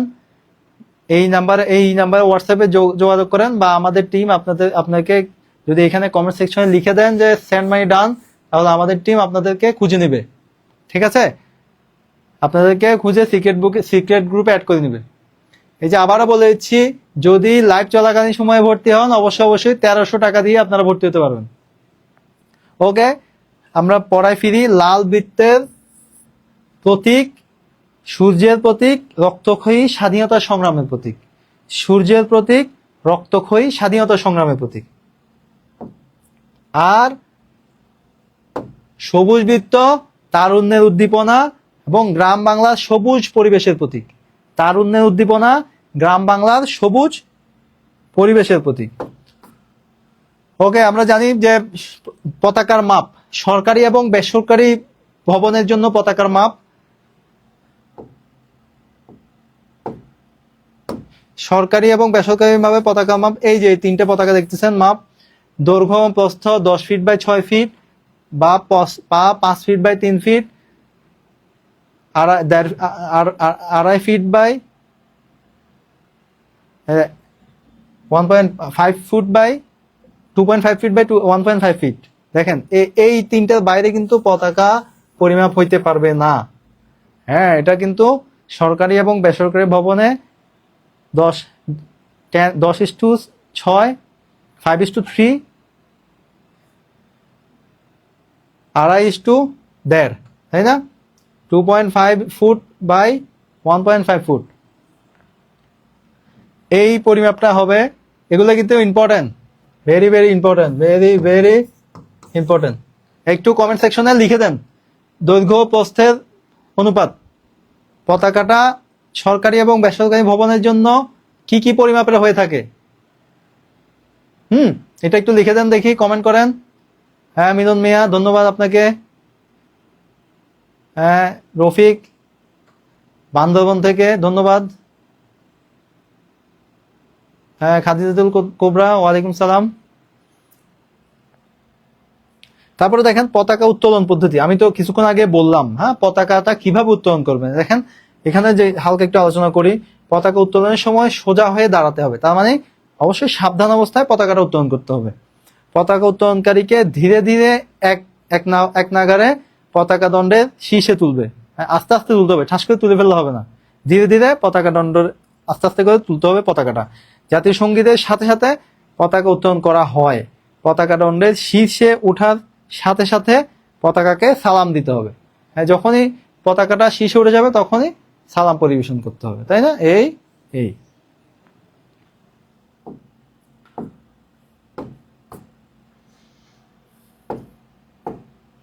হ্যাঁ, অর্ধনমিত রাখার বিষয়ে আমি আলোচনা করছি কিছুক্ষণ আগে, তাও আবারও একটু আলোচনা করি।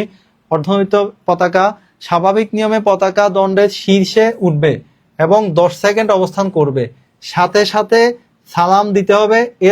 এরপর ধীরে ধীরে পতাকা 4 ভাগের এক অংশে এসে অবস্থান করবে। বিষয়টা বুঝছেন?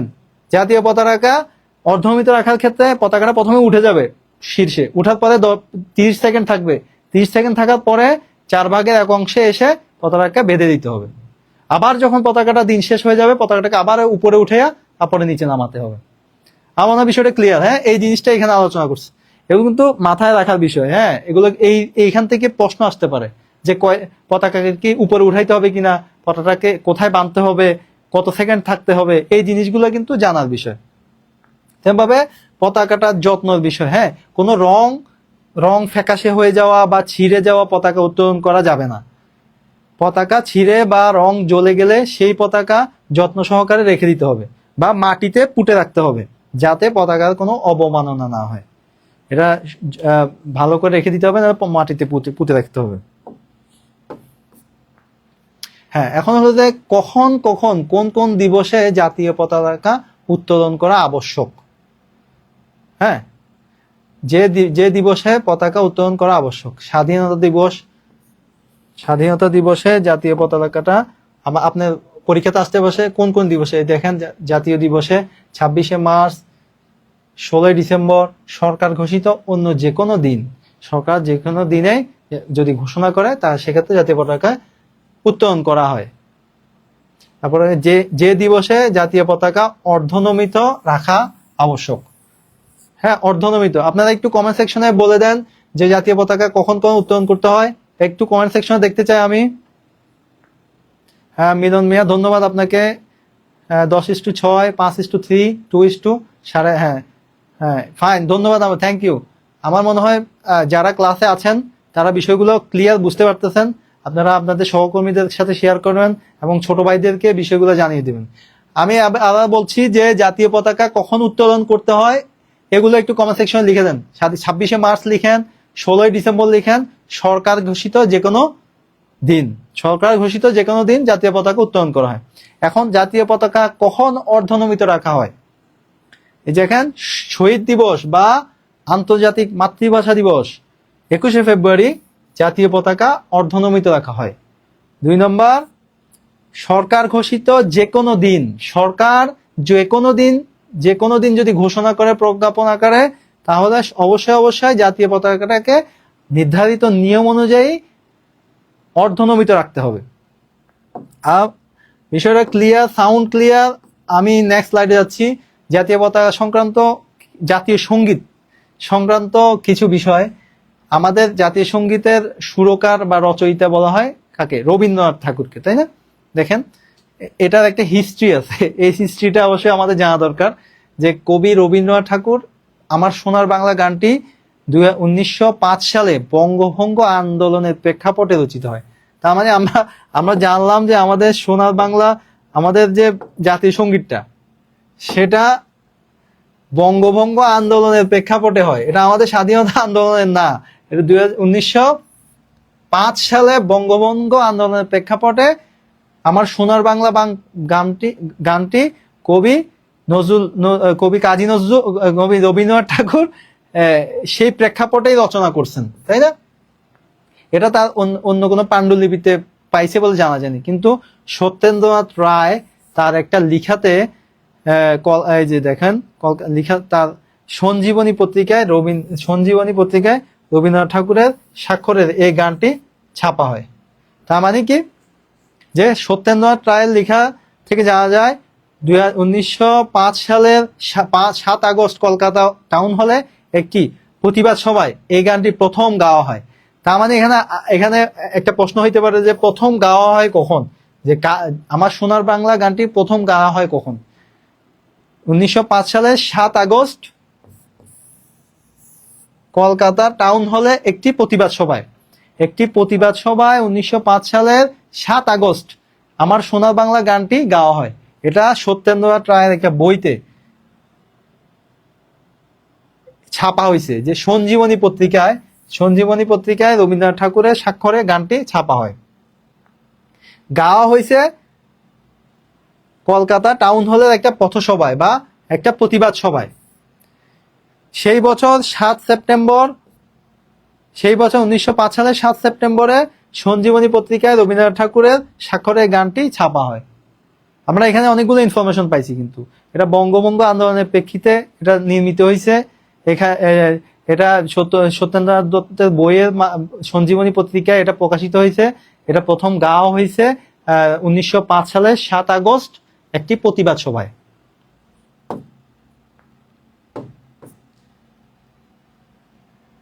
আমি আবারও বলবো, যারা মানে আমাদের সাথে থাকতে চান, আমাদের এই কোর্সটি করতে চান, লাইভ চলাকালীন সময়ে যদি কেউ এই সুবিধাটি নিতে চান, তাহলে অবশ্যই আমাদের 1300 টাকার বিনিময়ে আপনি এই কোর্সটি পেয়ে যাবেন। আপনাদেরকে বলবো 1300 টাকার বিনিময়ে আমাদের এই কোর্সটিতে ভর্তি হবেন। ভর্তি হলে আমরা আপনাদেরকে গ্যারান্টি দিয়ে বলছি, ক্লাসের পড়া ক্লাসে শিখিয়ে দিব। আমরা অবশ্যই পিডিএফ যা পড়াই তা দিয়ে প্রোভাইড করব, এবং কি রেকর্ড পুরা ক্লাস আজীবনের জন্য আপনাদের কাছে থাকবে। আপনারা যে কোনো সময় যে কোনো মুহূর্তে দেখে শুনে প্রিপারেশন নিতে পারবেন, প্রস্তুতি নিতে পারবেন। এই জিনিসটা বলা হয়েছে। আমাদের হটলাইন নাম্বার 01767265758, এই নাম্বারে বিকাশ নগদ সেন্ড মানি ডান লিখে দিলে আমাদের টিম আপনাদের সাথে কথা বলে আপনাদেরকে সিক্রেট গ্রুপে অ্যাড করে দিবে।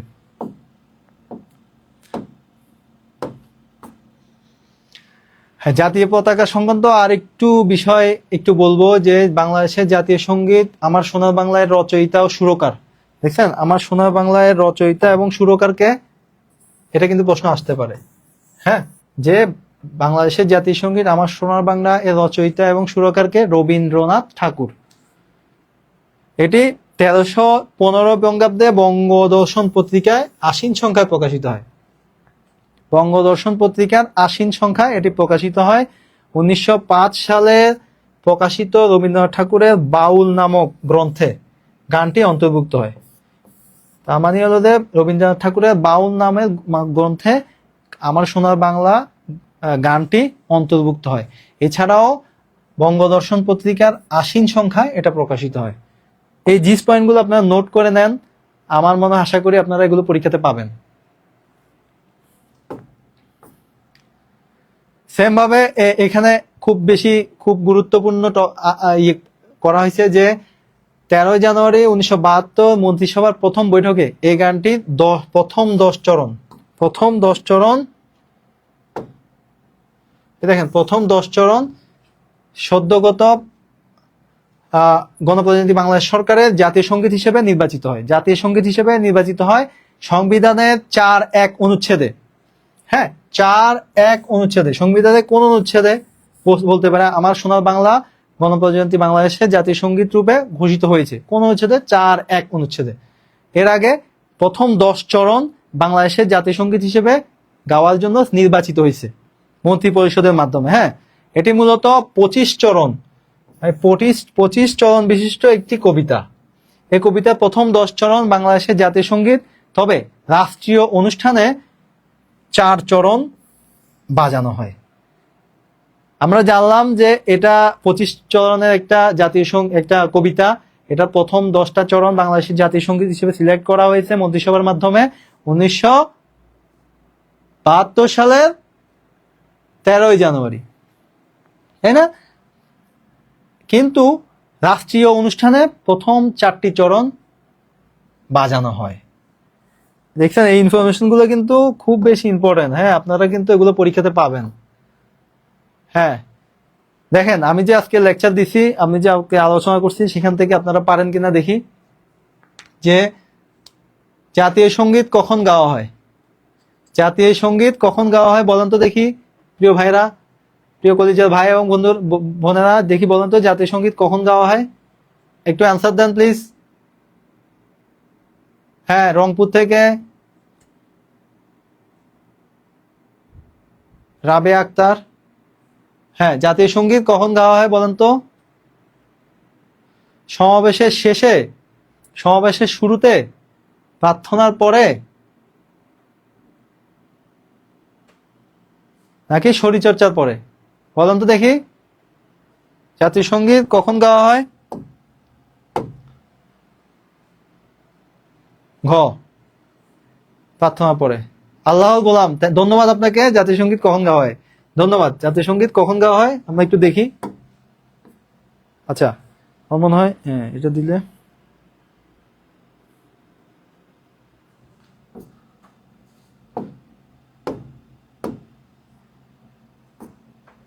হ্যাঁ, দেখছেন, এই যে উত্তর আসছে। ও, থ্যাংক ইউ। জাতীয় সঙ্গীত কখন গাওয়া হয়? আল্লাহ গোলাম, আপনাকে অশেষ ধন্যবাদ, আপনার আনসার সঠিক হয়েছে।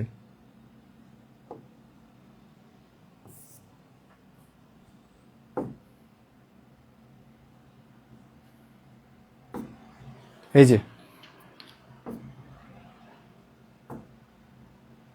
দ্বিতীয়, ধর্মগ্রন্থ পাঠের বা প্রার্থনার সময় শিক্ষার্থীদের অবস্থান কেমন হবে?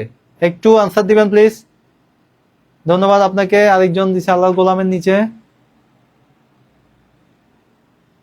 আল্লাহ গোলামের নিচে একজন দিছে, কমেন্ট করছে, ওনারটাও সঠিক হয়েছে। খ। স্যার অনেক ধন্যবাদ, ক্লাস অনেক সুন্দর হয়েছে। রুমন ইসলাম, ধন্যবাদ। শাহনাজ আক্তার বি,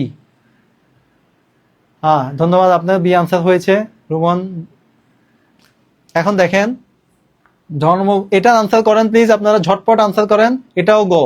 আচ্ছা, আরামে দাঁড়িয়ে দেখেন তো দেখি, ধর্মগ্রন্থ পাঠের সময় শিক্ষার্থীদের অবস্থান কেমন হবে যখন প্রার্থনা করবে? আমি বলছি কিন্তু। হ্যাঁ, আল্লাহ গোলাম, আপনি তো দেখি, আর কেউ কমেন্ট করেন। আল্লাহ গোলাম, এটাও গ, আপনি আনসার করছেন গ। অন্য কেউ? এই রংপুরের আপুটা কোথায়? কমেন্ট করেন। শাহনাজ আক্তার, কমেন্ট করেন। এই যে 2 নম্বর কোশ্চেনটা, হ্যাঁ, ধর্মগ্রন্থ পাঠের সময় শিক্ষার্থীদের অবস্থান কেমন হবে? মিলন মিয়া, গ।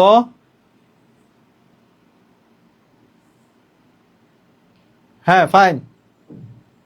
হ্যাঁ আপু, ধন্যবাদ আপনাকে। দেখি আনসার কত কি হবে। এই তো গ, আনসার গ, আরামে দাঁড়িয়ে। অবশ্যই আরামে দাঁড়িয়ে তাকে তো জাতীয় ধর্মগ্রন্থ পাঠটা শুনতে হবে, তাই না? আরামে দাঁড়িয়ে তো শুনতে হবে, সাবধান অবস্থায় শোনা যাবে? আরামে দাঁড়িয়ে গাম্ভীর্যতা নিয়ে জাতীয় প্রার্থনাটা শুনতে হয়। I think it's clear. Okay, আমরা 3 নম্বর কোয়েশ্চেনটা আনসার করেন দেখি প্লিজ। হ্যাঁ, 3 নম্বর কোয়েশ্চেনটা, এবার 3 নম্বর কোয়েশ্চেনটা আনসার করেন। 3, হ্যাঁ 2 গ। হুমায়রা তুবা আরশি, ধন্যবাদ। হুমায়রা তুবা আরশি, ধন্যবাদ আপনাকে, আপনার আনসার সঠিক হয়েছে। 3 নম্বর আনসারটা একটু করবেন প্লিজ সবাই। 3 নম্বর আনসারটা করবেন, দেখি আপনারা পারেন কিনা। আমার সার্থক হবে আপনারা যদি সবাই পারেন। হ্যাঁ, প্রাত্যহিক সমাবেশ হলো কি পাতাই সমাবেশটা কি? আমি প্রথমেই লেকচারের শুরুতেই বলছি পাতাই সমাবেশটা কি, একটু বলবেন প্লিজ।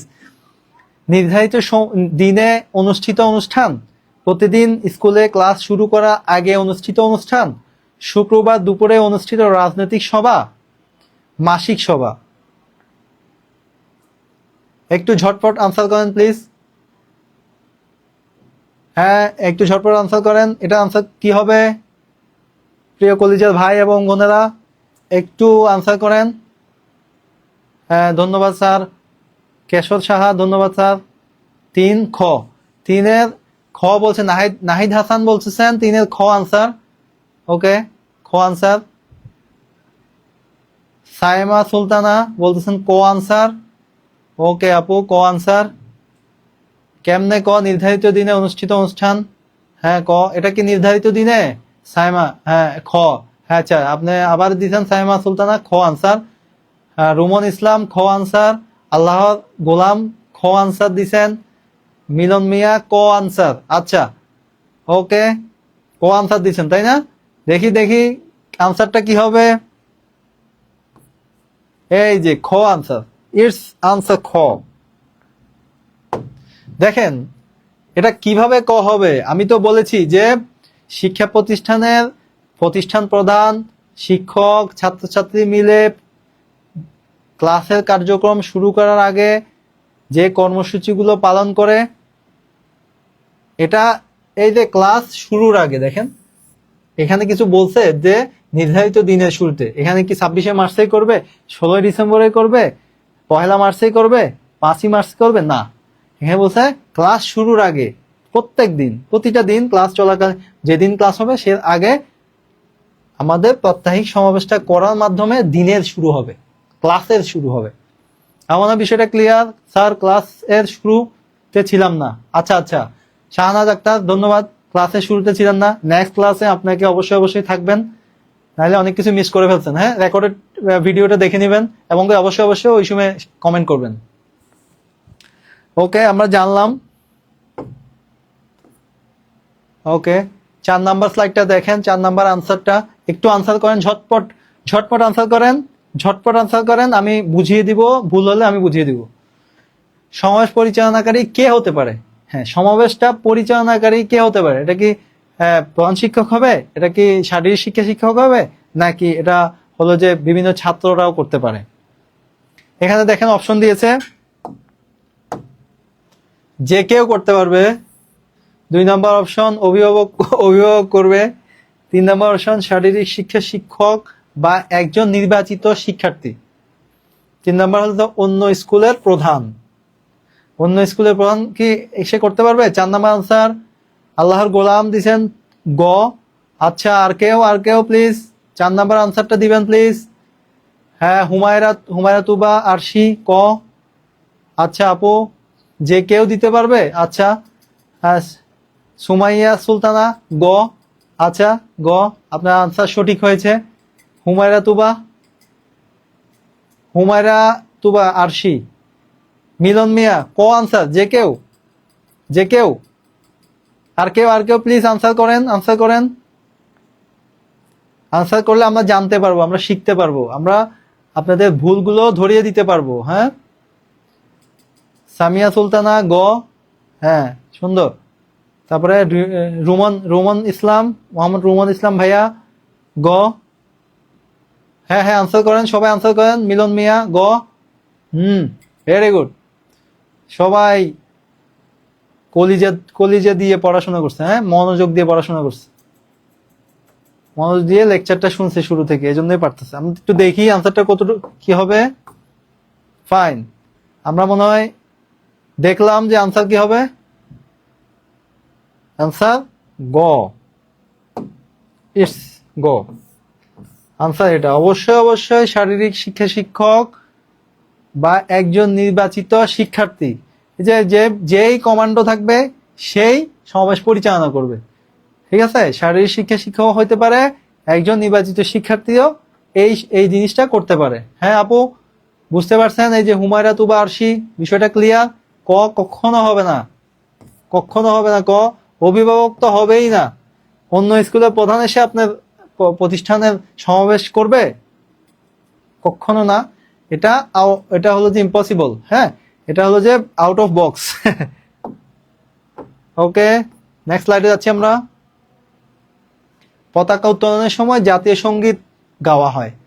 পতাকা উত্তোলনের সময় জাতীয় সঙ্গীত গাওয়া হয়। এটা কি পতাকা উত্তোলনের সময় হয় নাকি পতাকা উত্তোলন করার পরে হয় বলেন তো দেখি, একটু কমেন্ট করেন সবাই। 5 নাম্বার কোয়েশ্চেনের আনসার চাই আমি। 5 নাম্বার কোয়েশ্চেনের আনসার চাই আমি, প্লিজ একটু জানাবেন, কমেন্ট করবেন। হ্যাঁ, সুমাইয়া সুলতানা প্লিজ, রুমন মিয়া,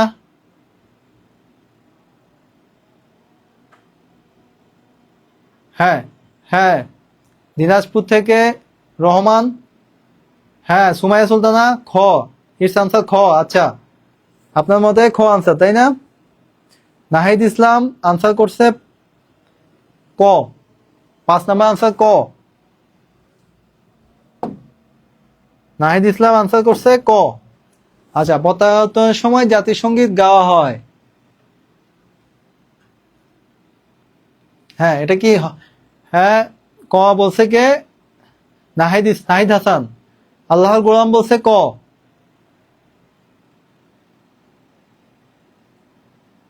মিলন মিয়া বলছে ক। রুমন 5 নাম্বার আনসার 5, মিলন মিয়া ক।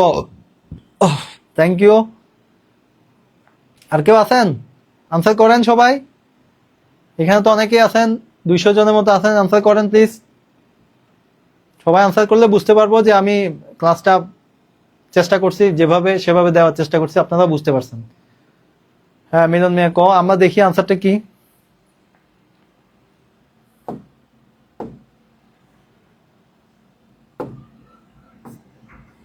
ইটস খ, আনসার খ, এটা আনসার।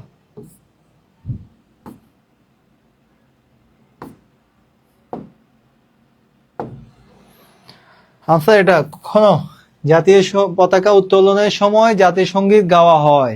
জাতীয় পতাকা যখন উত্তোলন করবে ওই সময় থেকে জাতীয় সঙ্গীতটা গাওয়া হয়, ঠিক আছে?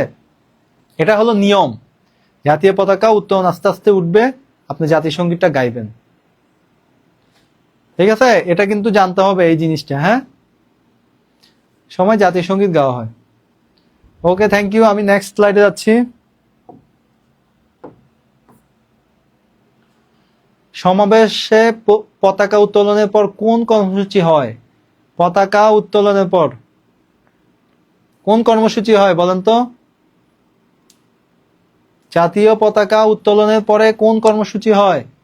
সমাবেশে পতাকা উত্তোলনের পর কোন কর্মসূচি হয়? জাতীয় পতাকা উত্তোলন, ওই যে প্রথমে বলছিলাম কর্মসূচি, জাতীয় পতাকা উত্তোলন ও অভিবাদন, তারপরে পবিত্র।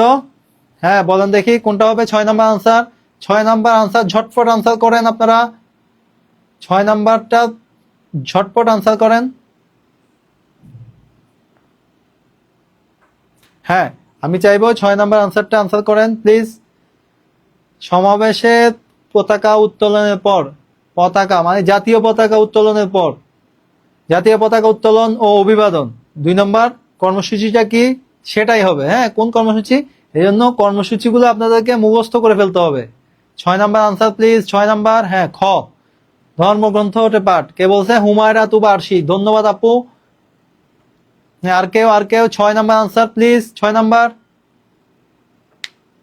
হ্যাঁ, আল্লাহর গোলাম, আপনি 6 নাম্বার আনসার দিচ্ছেন। জাতীয় সঙ্গীত, তাই না?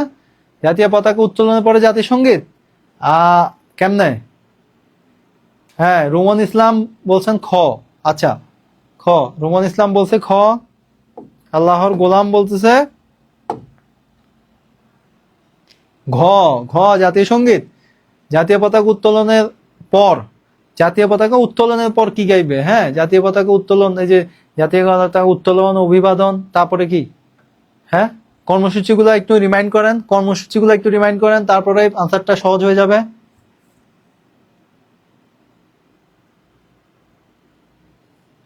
আমি একটু দেখি, হ্যাঁ, আনসারটা কি?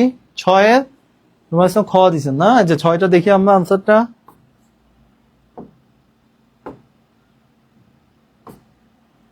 খ, ইটস খ। আনসার, এটা আনসার।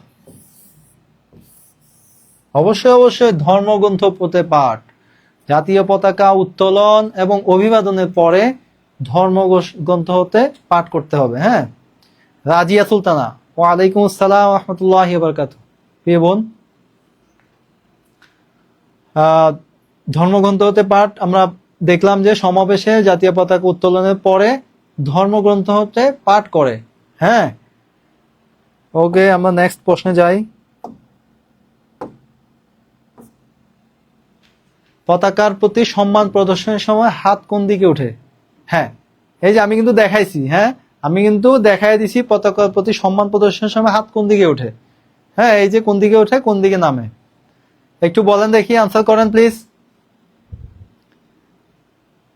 হ্যাঁ, একজন শিক্ষার্থী লিখছে কিভাবে কিভাবে ভর্তি হবো। একটু প্লিজ দেখেন, এই যে আমাদের হটলাইন নাম্বার, আপনারা আনসার করতে থাকেন, যারা আছেন তারা আনসার করতে থাকেন। হটলাইন নাম্বার দেখেন 01767265758। এই নাম্বারে আপনারা বিকাশ বা নগদে সেন্ড মানি করে এখানে কমেন্ট সেকশনে লিখে দেন, পরে আমাদের টিম আপনাদেরকে সিক্রেট গ্রুপে অ্যাড করে নেবে। লাইভ চলাকালীন সময়ে কেউ যদি ভর্তি হন তাহলে আপনারা 1300 টাকা বিনিময়ে ভর্তি হইতে পারবেন। লাইভ ছাড়া হলে অবশ্যই অবশ্যই 2600 টাকা দিয়ে ভর্তি হইতে হবে। এজন্য আমি প্রত্যাশা করব আপনারা লাইভ চলাকালীন ভর্তি হবেন। ওকে,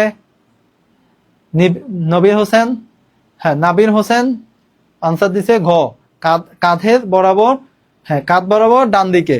ওকে, আল্লাহর গোলাম গ, মিলন মিয়া ঘ, উপরে। আচ্ছা, উপরে পতাকার প্রতি সম্মান প্রদর্শনের সময় হাত, সম্মান প্রদর্শনের সময়, এটা শপথের না, এটা শপথ হলে এভাবে হয় উপরে। হ্যাঁ, এটা সম্মান প্রদর্শনের ক্ষেত্রে, সম্মান মানে সালাম প্রদর্শন, সালাম প্রদর্শনের ক্ষেত্রে কিভাবে উঠবে?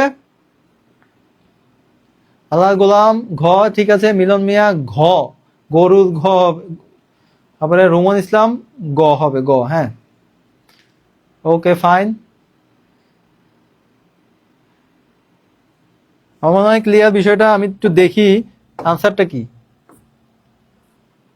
আনসার ইজ গ, গরুর গ, গরুর গ। আনসার ইজ গ, গরুর গ। এটা কাঁধ বরাবর, এই যে কাঁধ বরাবর ডান দিকে উঠবে। হ্যাঁ, এই এই এই যে এই যে আপনার ইয়ে আছে, এই জায়গাটাতে এবার স্টে করবে। হ্যাঁ, এই, তারপরে নামবে কিভাবে? সামনে, পাশে উঠবে এই এই সামনে। হ্যাঁ, এভাবে। আমার বিষয়টা ক্লিয়ার। আমি বেশ কয়েকবার ক্লাসেও দেখাইছি, এখনো দেখিয়ে দিছি। পতাকা উত্তোলনের সময় সবাইকে কিভাবে দাঁড়াতে হবে? একবারে সোজা। দেখি 8 নাম্বার আনসারটা করেন। পতাকা উত্তোলনের সময় কিভাবে দাঁড়াতে হবে?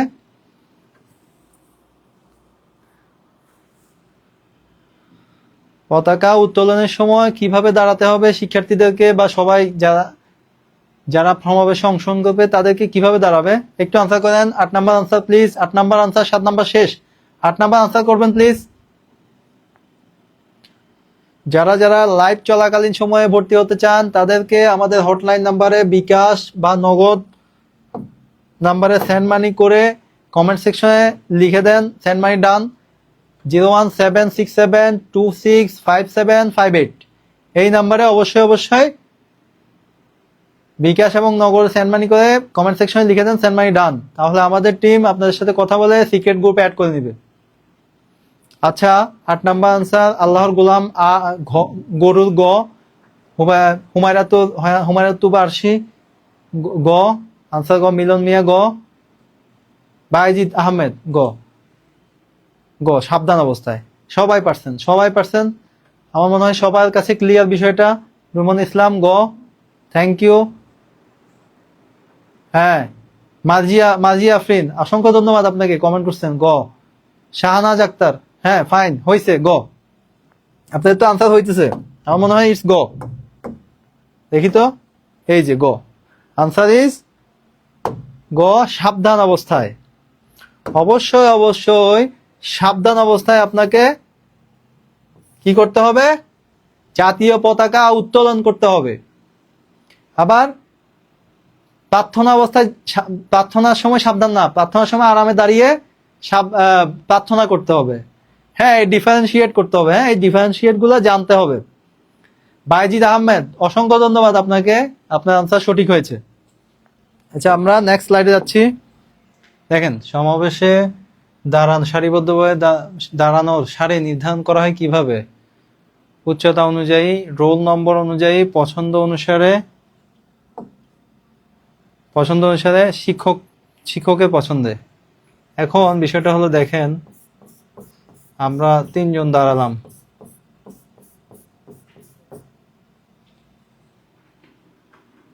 তাই না?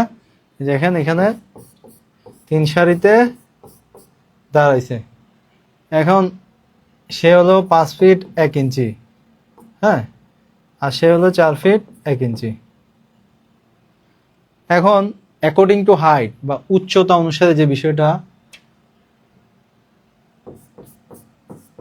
একটু বড় করি, হ্যাঁ, তাহলে সে যেহেতু 5 ফুট 1 ইঞ্চি, এর হলো 4 ফুট 1 ইঞ্চি।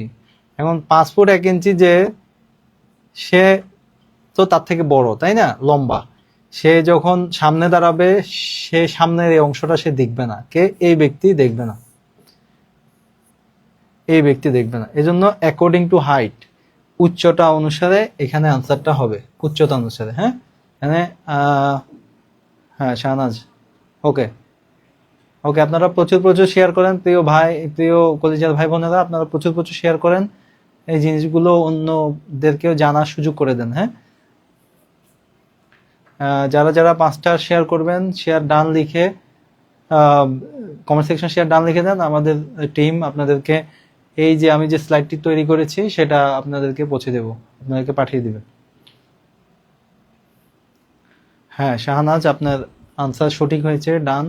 আমি একটু দেখি। হ্যাঁ, আমি মনে হয় বিষয়টা বুঝাই দিচ্ছি, ক্লিয়ার বিষয়টা। এই যে ক, আনসার ইজ ক, আনসার ক। হ্যাঁ, আবারও বলি যে লাইভ চলাকালীন সময়ে ভর্তি হলে আমরা 1300 টাকায় ভর্তি করাবো।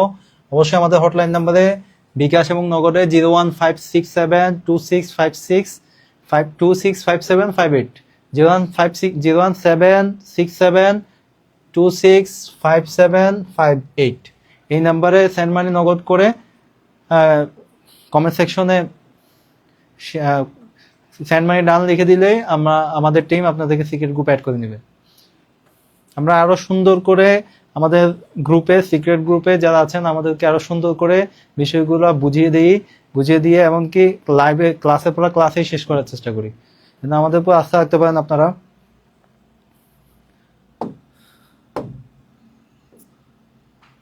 ওকে, এই আনসারটি করেন তো দেখি। এটা আনসার করেন, বাংলাদেশের জাতীয় সঙ্গীত আমার সোনার বাংলা এর রচয়িতা ও সুরকার। হ্যাঁ, আমার সোনার বাংলা এর রচয়িতা এবং সুরকার কে? কাজী নজরুল, আলতাফ মাহমুদ, কায়কোবাদ নাকি রবীন্দ্রনাথ ঠাকুর? বাংলাদেশের জাতীয় সঙ্গীত আমার সোনার বাংলা এর সুরকার কে?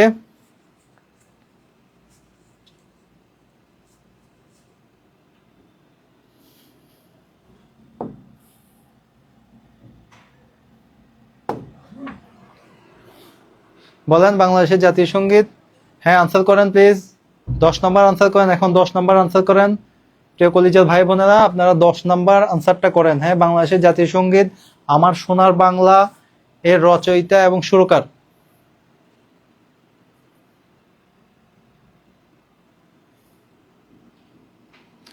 সবাই একটু আনসার করবেন, আমি পড়িয়েছি। হ্যাঁ, একটু আনসার করবেন। হ্যাঁ, রাজিয়া সুলতানা, ওয়ালাইকুম সালাম রহমতুল্লাহ।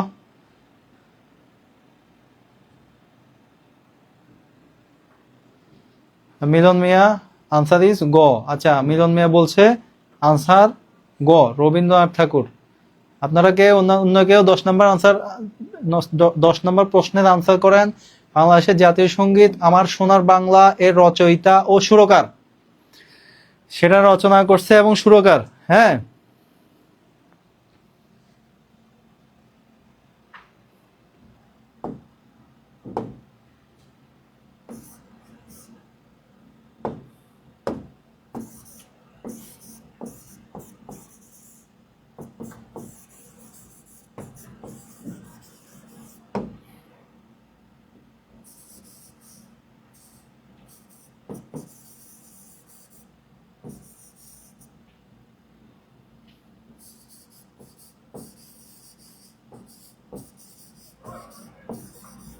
একটু বলবেন প্লিজ, কমেন্ট করেন দেখি। হুমায়রা তুব আরশি, হ্যাঁ গ রবীন্দ্রনাথ। তারপরে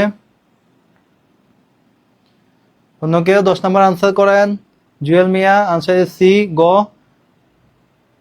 এমরি জুয়েল, অসাধারণ সুন্দর, আপনাকে ধন্যবাদ আনসার করার জন্য। হ্যাঁ আল্লাহর গোলাম 10 নম্বর আনসার গ। আপনারা সবাই বলতেছেন গ আনসার। অন্য কেউ?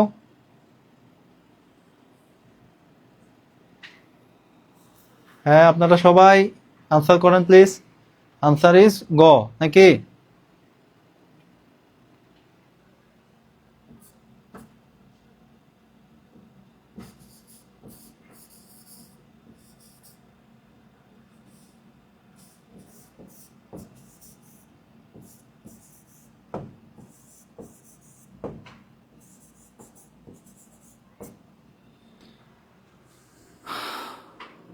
হ্যাঁ আল্লাহর গোলাম আনসার ইজ গ। আচ্ছা এটা আনসার গ, এটা আনসার গ। দেখেন আনসার ইজ গ। হ্যাঁ 10 নম্বর আনসার গ। যারা যারা আনসার করেছেন তাদেরকে অসংখ্য ধন্যবাদ। আপনারা আরেকটা আনসার করেন দেখি, যে বাংলাদেশের জাতীয় সঙ্গীত আমার সোনার বাংলা এর রচয়িতা ও সুরকার কাজী নজরুল ইসলাম। বাংলাদেশের জাতীয় সঙ্গীত আমার সোনার বাংলা এই গানটি কোন প্রেক্ষাপটে গাওয়া হয়? হ্যাঁ কোন প্রেক্ষাপটে গাওয়া হয়? ধরেন এটা বন্ধ, এটা কেটে দেওয়া হলো। কোন প্রেক্ষাপটে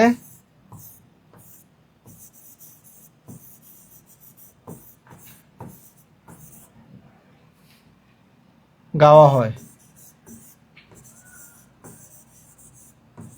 একটু আনসার করেন তো দেখি, কোন প্রেক্ষাপটে গাওয়া হয়?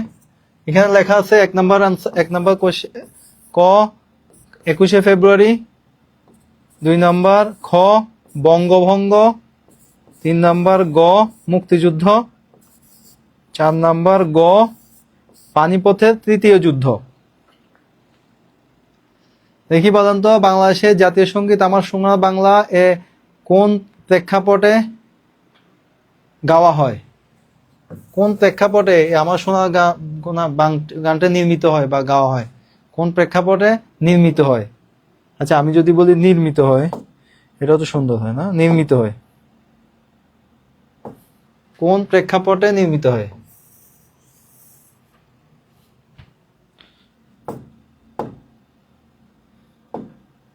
আচ্ছা কোন প্রেক্ষাপটে নির্মিত হয় একটু আনসার করবেন প্লিজ।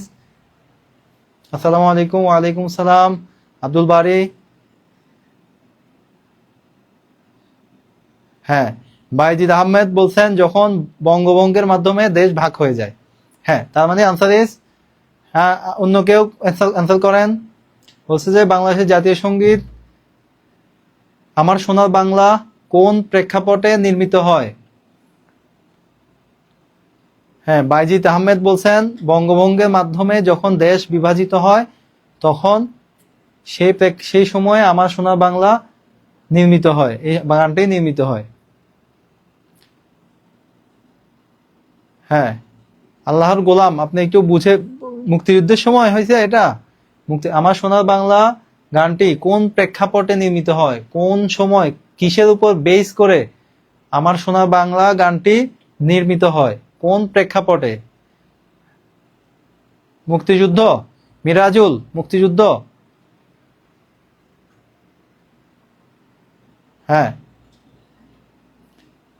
মিরাজুল বলছেন মুক্তিযুদ্ধ। মিলন মিয়া বলতেছেন খ বঙ্গভঙ্গ। আচ্ছা 10 খ, খ 10। আচ্ছা 10-এর খ আলতাফ মাহমুদ না ভাইয়া, 10-এর খ রবীন্দ্রনাথ ঠাকুর। তার মানে সোনার বাংলা এর রচয়িতা সুরকার রবীন্দ্রনাথ ঠাকুর। হ্যাঁ আর এই যে সোনার বাংলা আমার সোনার বাংলা গানটি কোন প্রেক্ষাপটে নির্মিত হয়, তৈরি হয় বা গাওয়া হয়? ওই সময় এটা বঙ্গভঙ্গের সময় গাওয়া হয়, তাই না?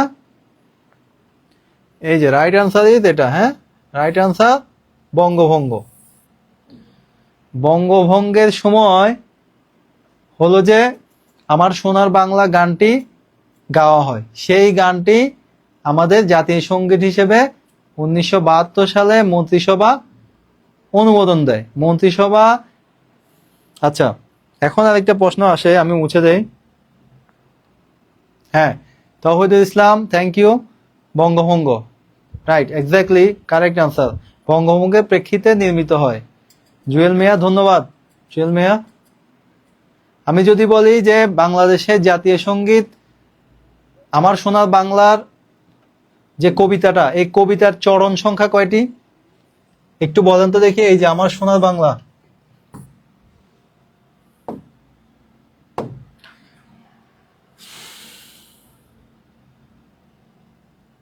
এটা কেটে দিলাম। কবিতার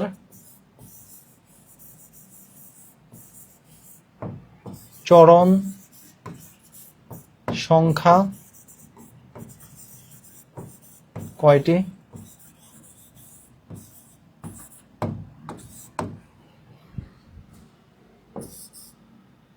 পঁচিশটি, 30টি,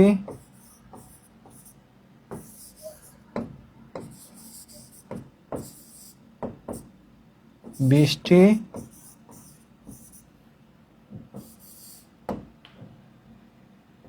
35টি। বলেন তো দেখি, আনসার করেন তো। আমাদের বাংলাদেশের জাতীয় সঙ্গীত আমার সোনার বাংলা এর কবিতার চরণ সংখ্যা কয়টি?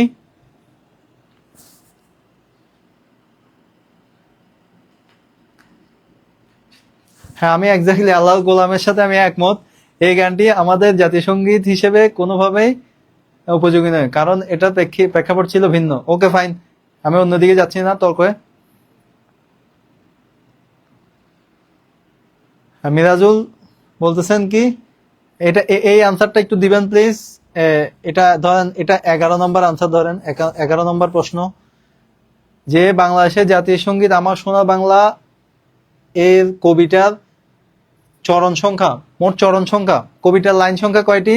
হ্যাঁ, বাংলাদেশের জাতীয় সঙ্গীত হয় 10টি চরণে, কিন্তু রবীন্দ্রনাথ লিখেন 25টি লাইন। তার মানে 25টি লাইন, চরণ সংখ্যা 25টি। একজন বলছেন, আর কেউ প্রেক্ষাপট? হ্যাঁ, 25টি। মিলন মিয়া, 25টি, এক্স্যাক্টলি 25টি। তার মানে আনসার হবে, আনসার ইজ ক, 25টি। আর আর বাংলাদেশের জাতীয় সঙ্গীত হিসেবে গাওয়া হয় কয়টি লাইন? 10টি। বাংলাদেশের জাতীয় সঙ্গীত হিসেবে গাওয়া হয় প্রথম 10 লাইন। বাংলাদেশের জাতীয় সঙ্গীত হিসেবে গাওয়া হয় প্রথম 10 লাইন। আর রাষ্ট্রীয় বিভিন্ন অনুষ্ঠানে জাতীয় সঙ্গীতে কয় লাইন গাওয়া হয়, এটা একটু বলেন তো দেখি। বাংলাদেশের, হ্যাঁ, এটা কেটে দিলাম, সরি। হ্যাঁ, দেখেন, এটা কেটে দিলাম। বাংলাদেশের জাতীয় সঙ্গীত আমার সোনার বাংলা এর কয় লাইন?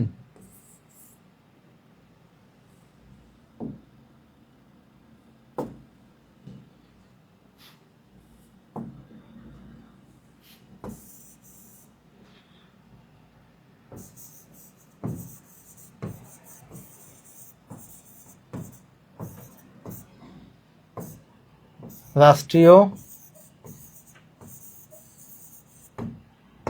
প্রোগ্রামে বা অনুষ্ঠানে গাওয়া হয়।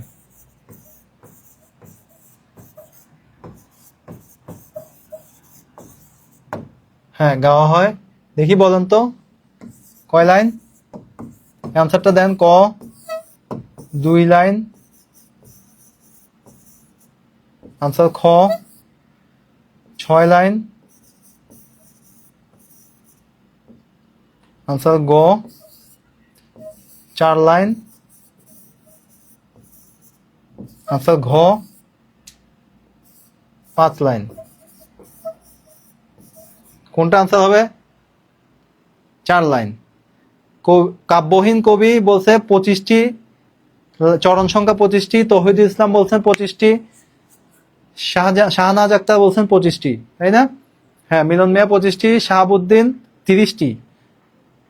শাহাবুদ্দিন ভাইয়া 30টি না, অবশ্যই 25টি লাইন। আমার সোনার বাংলা এই কবিতাটি 30টি লাইন। হ্যাঁ, আচ্ছা, মিরাজুল বলছেন 4টি, তাই না? তার মানে হলো যে মিরাজুল 4টি বলছেন, কাব্যহীন কবি 4টি লাইন, তৌহিদুল ইসলাম 4টি লাইন। হ্যাঁ, আর কেউ?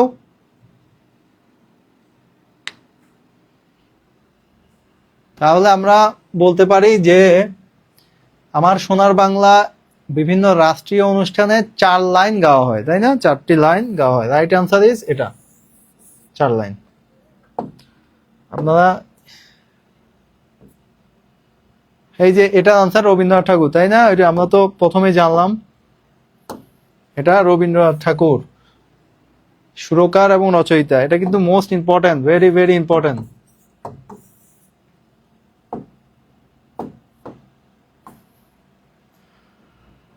ওকে, আপনাদের কোনো আবদার আছে? আবদার থাকলে বলেন।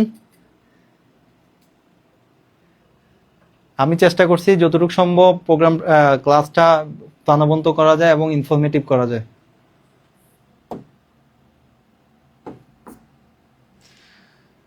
ক্লাস কেমন লাগলো প্রিয় ভাই বোনেরা, কলিজার ভাই বোনেরা? ক্লাসটা কেমন লাগলো একটু কমেন্ট সেকশনে জানান। যে ক্লাসটা যদি ফ্রুটফুল হয় তাহলে আমারও ভালো লাগবে। আমি চেষ্টা করেছি যতটুকু সম্ভব ইনফরমেশন দিয়ে ক্লাসটা নেওয়ার জন্য। আমাদের সাথে আপনাদের ক্লাসটি কেমন লাগলো একটু কমেন্ট সেকশনে জানাবেন।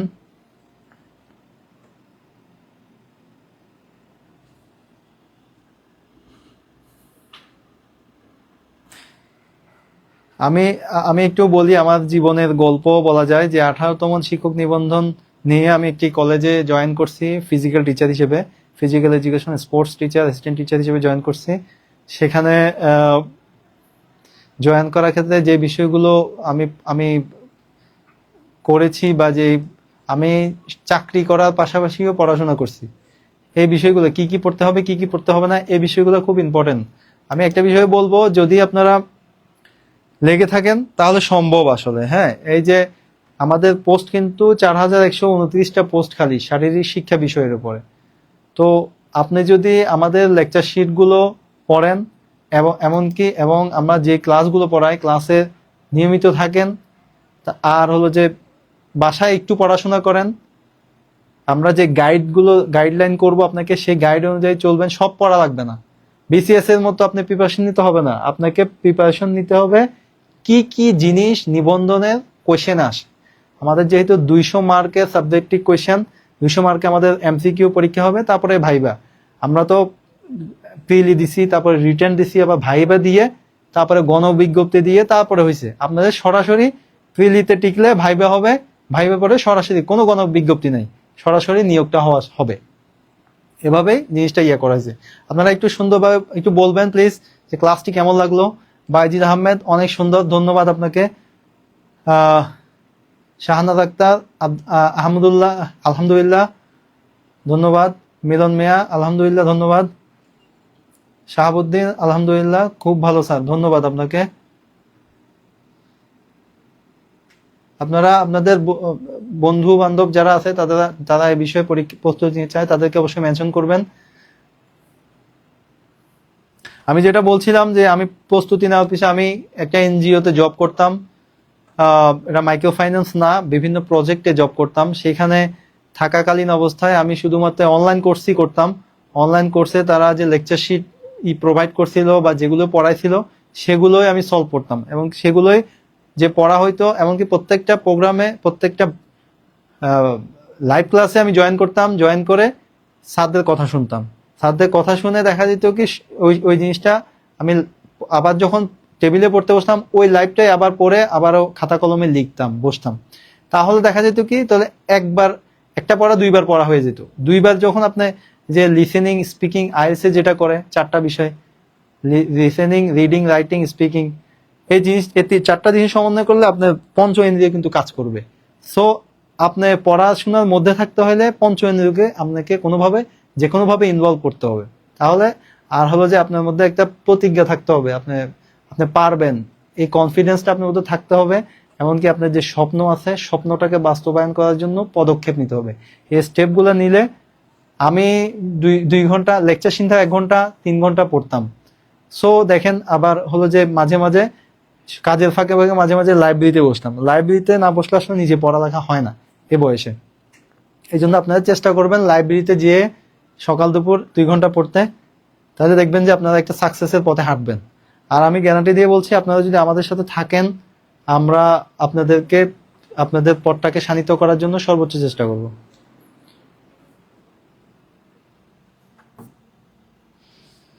প্রশ্নগুলো থেকে প্রশ্ন আসলে আপনারা কি পারবেন ইনশাল্লাহ?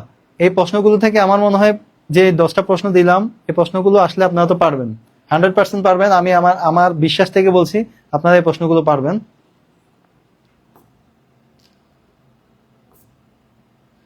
প্রিয় ভাই বোনেরা, আপনাদের অনুরোধে এবং আপনাদের প্রস্তুতিকে পরিপূর্ণ করতে আমরা শুরু করেছি নিবন্ধনের সাবজেক্টিভ নতুন ব্যাচ।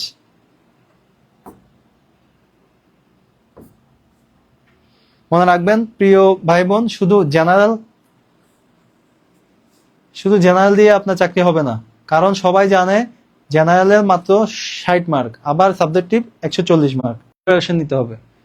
যদি সাবজেক্টিভে অবশ্যই সাবজেক্টিভ ভালো করতে হবে, সাবজেক্টিভে 140 মার্ক, সেখান থেকে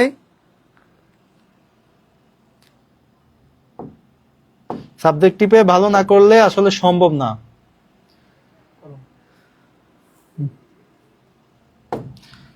প্রিয় সাবজেক্টিভের জন্য 140 মার্কের এত বড় রিস্ক নেবেন না। অবশ্যই আমাদের ক্লাসে ভর্তি হন। সাবজেক্টিভে 140 মার্ক আপনি নিজে পড়ে সম্ভব না। আপনি আমাদের সাথে, আমরা যে কোর্সটি করেছি, আমরা গ্যারান্টি দিয়ে বলছি আপনাদেরকে সর্বোচ্চ প্রিপারেশন নেওয়ার চেষ্টা করব, আমরা আমাদের হৃদয় থেকে নিয়ে পড়াবো। এই রিস্ক অবশ্যই নেবেন না, আপনারা আমাদের সাথে জয়েন করবেন এই আশাবাদ ব্যক্ত করছি।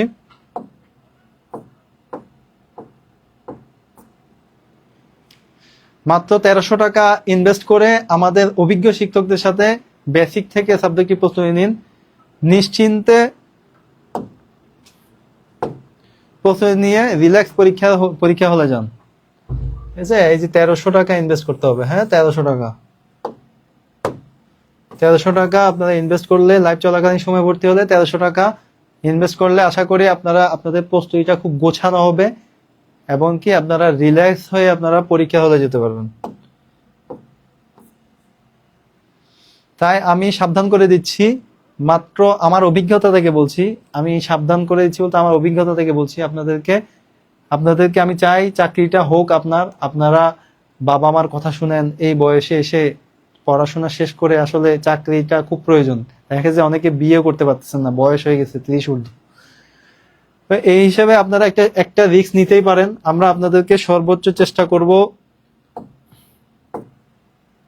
যে কাজটা গুছিয়ে নেওয়ার জন্য, কিভাবে আপনারা ফাইনাল প্রিপারেশন নেবেন।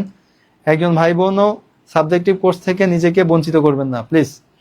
একজন ভাই বোনও সাবজেক্টিভ কোর্সে বঞ্চিত করবেন না। মাত্র 1300 টাকায় যদি আপনি লাইভ কোর্সে ভর্তি হন, 1300 টাকায় ভর্তি হতে পারবেন।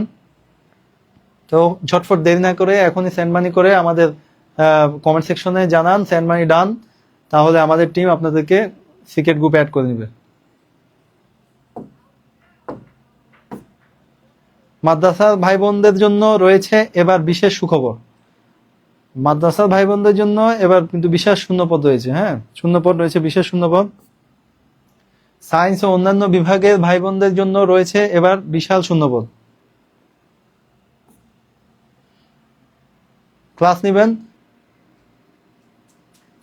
আচ্ছা, এখানে দারুন নাজাত সিদ্দিকিয়া কামিল মাদ্রাসার সম্মানিত আরবি প্রভাষক হাবিবুর রহমান স্যার সারা বাংলাদেশের এততম নিবন্ধনে প্রথম স্থান অর্জনকারী সম্মানিত ওয়ালিউল্লাহ স্যার। তার মানে হলো যে 2 জন টিচার শিক্ষক নিবন্ধনে ক্লাস নেবেন মাদ্রাসার, এই যে দারুন নাজাত সিদ্দিকিয়া কামিল মাদ্রাসা শিক্ষক আরবি প্রভাষক, হ্যাঁ হাবিবুর রহমান স্যার।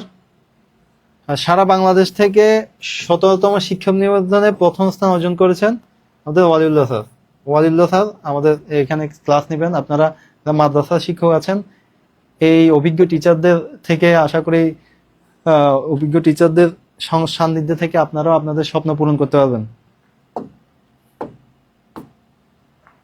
এত বিশাল শূন্যপদ থাকা সত্ত্বেও যদি 19তম নিবন্ধনে চাকরি কনফার্ম করতে না পারলেন, তাহলে এটা নিছকই আপনার ব্যর্থতা। ঠিক আছে, এটা নিছকই আপনার খামখেয়ালিপনা, আপনার ব্যর্থতা, আপনার অযোগ্যতা বলা যায়।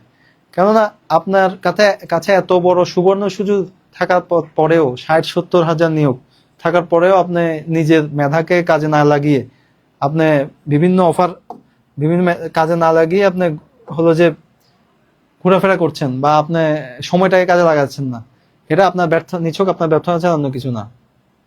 সো আপনারা সেন্ড মানি আমাদের হটলাইন 01767265758 এই নাম্বারে, এটা হোয়াটসঅ্যাপ নাম্বার, যোগাযোগ করতে পারেন। যে বিকাশ নগদ সেন্ড মানি করে, নগদ থেকে সেন্ড মানি জান লিখে দিলেই আমাদের টিম আপনাদেরকে সিক্রেট গ্রুপে অ্যাড করবে।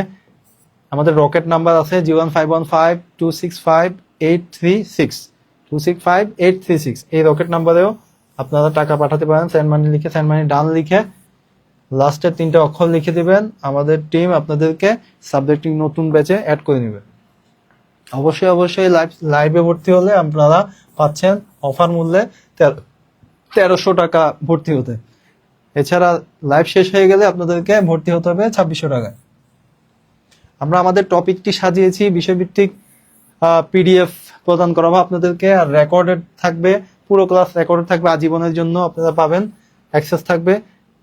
ক্লাসে পড়া গ্যারান্টেড শিখিয়ে দেবো আমরা।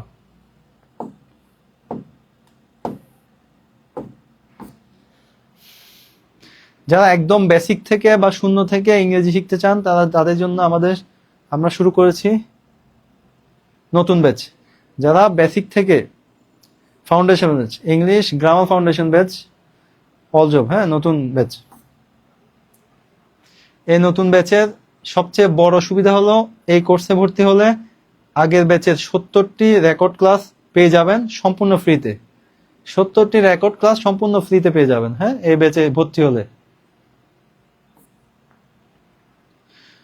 আমাদের শত শত ভাইদের চাহিদা হলো এই রেকর্ড কোর্স।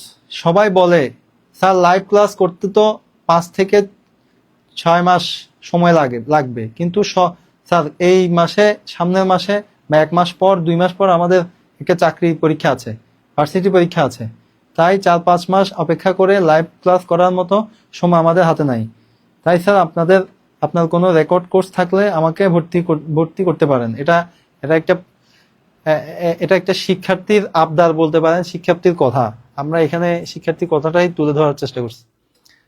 তাই যে সকল ভাই বোনদের জন্য রেকর্ড হলো নিয়ামতের মতো, সে সকল ভাই বোনদের জন্য রেকর্ড হলো নিয়ামতের মতো। এবার যাদের হাতে লাইভ ক্লাস করার মতো 4-5 মাস সময় আছে তাদের জন্য ডাবল লাভ, 70টি রেকর্ড ক্লাস ফ্রি পেয়ে যাবেন, আবার 70টি লাইভ ক্লাসও করতে পারবেন ইনশাআল্লাহ।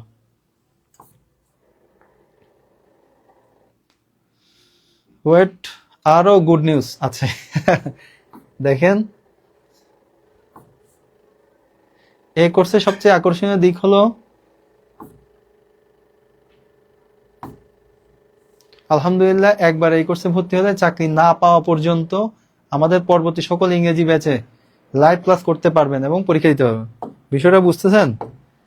আপনার একটা পরীক্ষা চাকরি দিতে পারবেন, হইল না, কিন্তু এটা আপনার লাইফ টাইম অ্যাক্সেস পেয়ে গেলেন। আপনি সব ধরনের লাইভ কোর্স, সব ধরনের ইংরেজি পেইড কোর্স এই হয়েছে। আলহামদুলিল্লাহ একবার এই কোর্সে ভর্তি হলে চাকরি না পাওয়া পর্যন্ত আমাদের পরবর্তী সকল ইংরেজি ব্যাচে, আমাদের সিক্রেট ব্যাচে, ইংরেজি ব্যাচে আপনাকে ক্লাস করতে পারবেন এবং পরীক্ষা দিতে পারবেন। পরীক্ষাটাও কিন্তু অ্যাক্সেস দিয়ে দিচ্ছে। দেখেন এখানে কত বড় সুবর্ণ সুযোগ আপনাদেরকে দিয়েছে। পরীক্ষাও দিতে পারবেন এবং লাইফ টাইম অ্যাক্সেস বলা যায়, লাইফ টাইম অ্যাক্সেস, এবং কি লাইভ ক্লাস করতে ব্যাচে, এই যে ইংরেজি ব্যাচে লাইভ ক্লাস করতে এবং পরীক্ষা দিতে পারবেন। অনেক বড় সুবর্ণ সুযোগ আপনারা আশা করি এটা লুফে নেবেন। বারবার ভর্তি হয়ে টাকা নষ্ট করতে হবে না। আচ্ছা, এটা অবশ্যই ইংরেজি কোর্সের জন্য এটা মেনশন করা হয়েছে।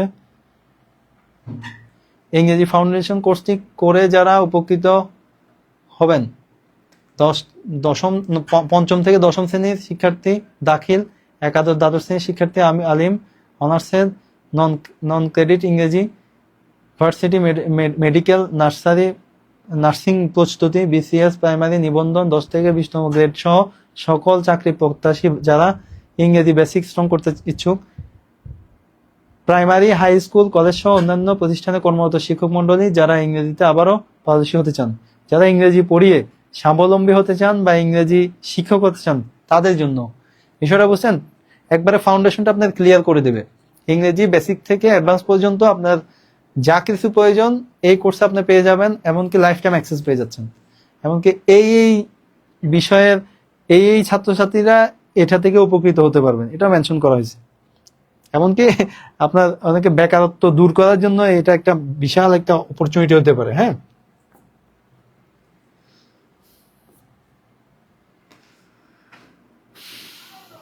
আপনাদেরকে এমন ভাবে বেসিক থেকে ইংরেজি পড়াবো যাতে ইংরেজি দিয়ে জীবনে কিছু একটা করে জীবন চালাতে পারেন।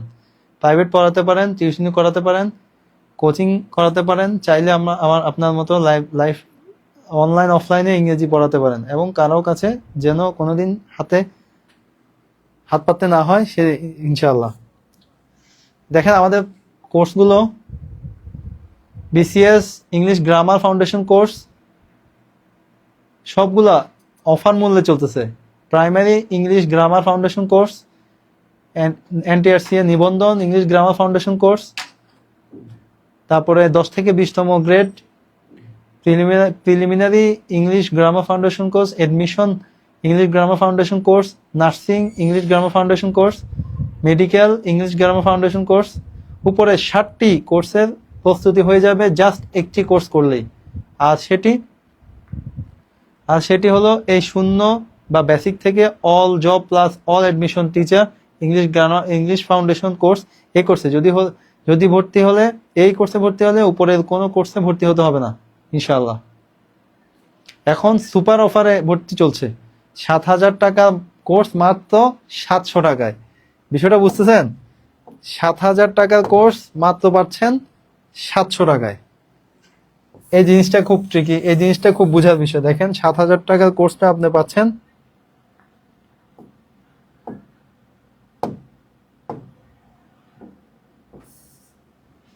এই যে 7,000 টাকার কোর্স আপনি পাচ্ছেন 700 টাকায়। ঠিক আছে,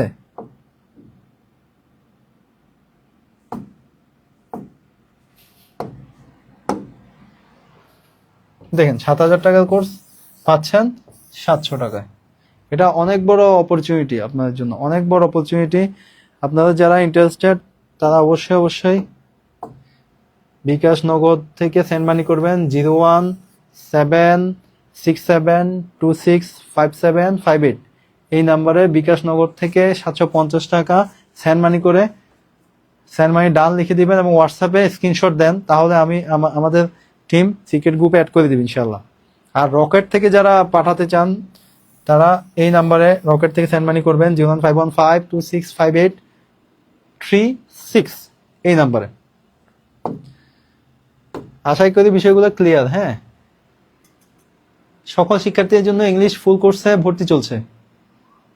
সুপার অফারে ভর্তি হতে আমার এই নাম্বারে 01567265758 পার্সোনাল বিকাশ নগদ থেকে সেন্ড মানি করে স্ক্রিনশট দেন, আমি এখনই অ্যাড করে দিচ্ছি ইনশাআল্লাহ। আবার রকেট থেকে আবারও বলছি, রকেট থেকে আপনারা যদি সেন্ড মানি করেন এই নাম্বারে পাঠাবেন 01515256836। আর বিকাশ নগদ থেকে পাঠালে এটাতে 06767265758 এই নাম্বারে। কোর্সের বিশেষত্ব, হ্যাঁ এই জিনিসগুলো একটু দেখেন। প্রতিটি কোর্সের উপর এক্সাম নেওয়া হবে, এক্সাম তো থাকবেই, পিডিএফ দেওয়া হবে, লাইভ ক্লাস নেওয়া হবে, রেকর্ড ক্লাস থাকবে, সহজ ও কার্যকর শেখার পদ্ধতি, এক্সপার্ট ইনস্ট্রাক্টর গাইডলাইন। হ্যাঁ এই জিনিসটা খুব ইম্পর্টেন্ট। হ্যাঁ, সহজ এবং কার্যকর পদ্ধতি। এখানে গবেষণা করে পড়াবে, এখানে কোনো গবেষণালব্ধ ছাড়া পড়াবে না, এখানে সবগুলোই গবেষণালব্ধ জ্ঞান, এক্সপিরিয়েন্স, অভিজ্ঞতা থেকে আপনাদেরকে পড়াবে।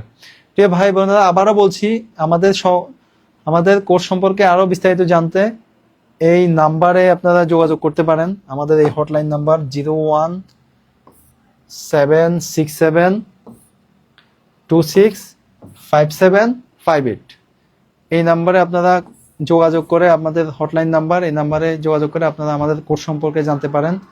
আর আমাদের বিভিন্ন লাইভ প্রোগ্রামে আপনারা দেখতেছেন অলরেডি আমাদের প্রোগ্রামগুলো কেমন হয় সেই সম্পর্কে অবশ্যই কমেন্ট সেকশনে, আমাদের লাইভ প্রোগ্রামে কমেন্ট সেকশনে মন্তব্য করবেন, এই আশাবাদ ব্যক্ত করছি।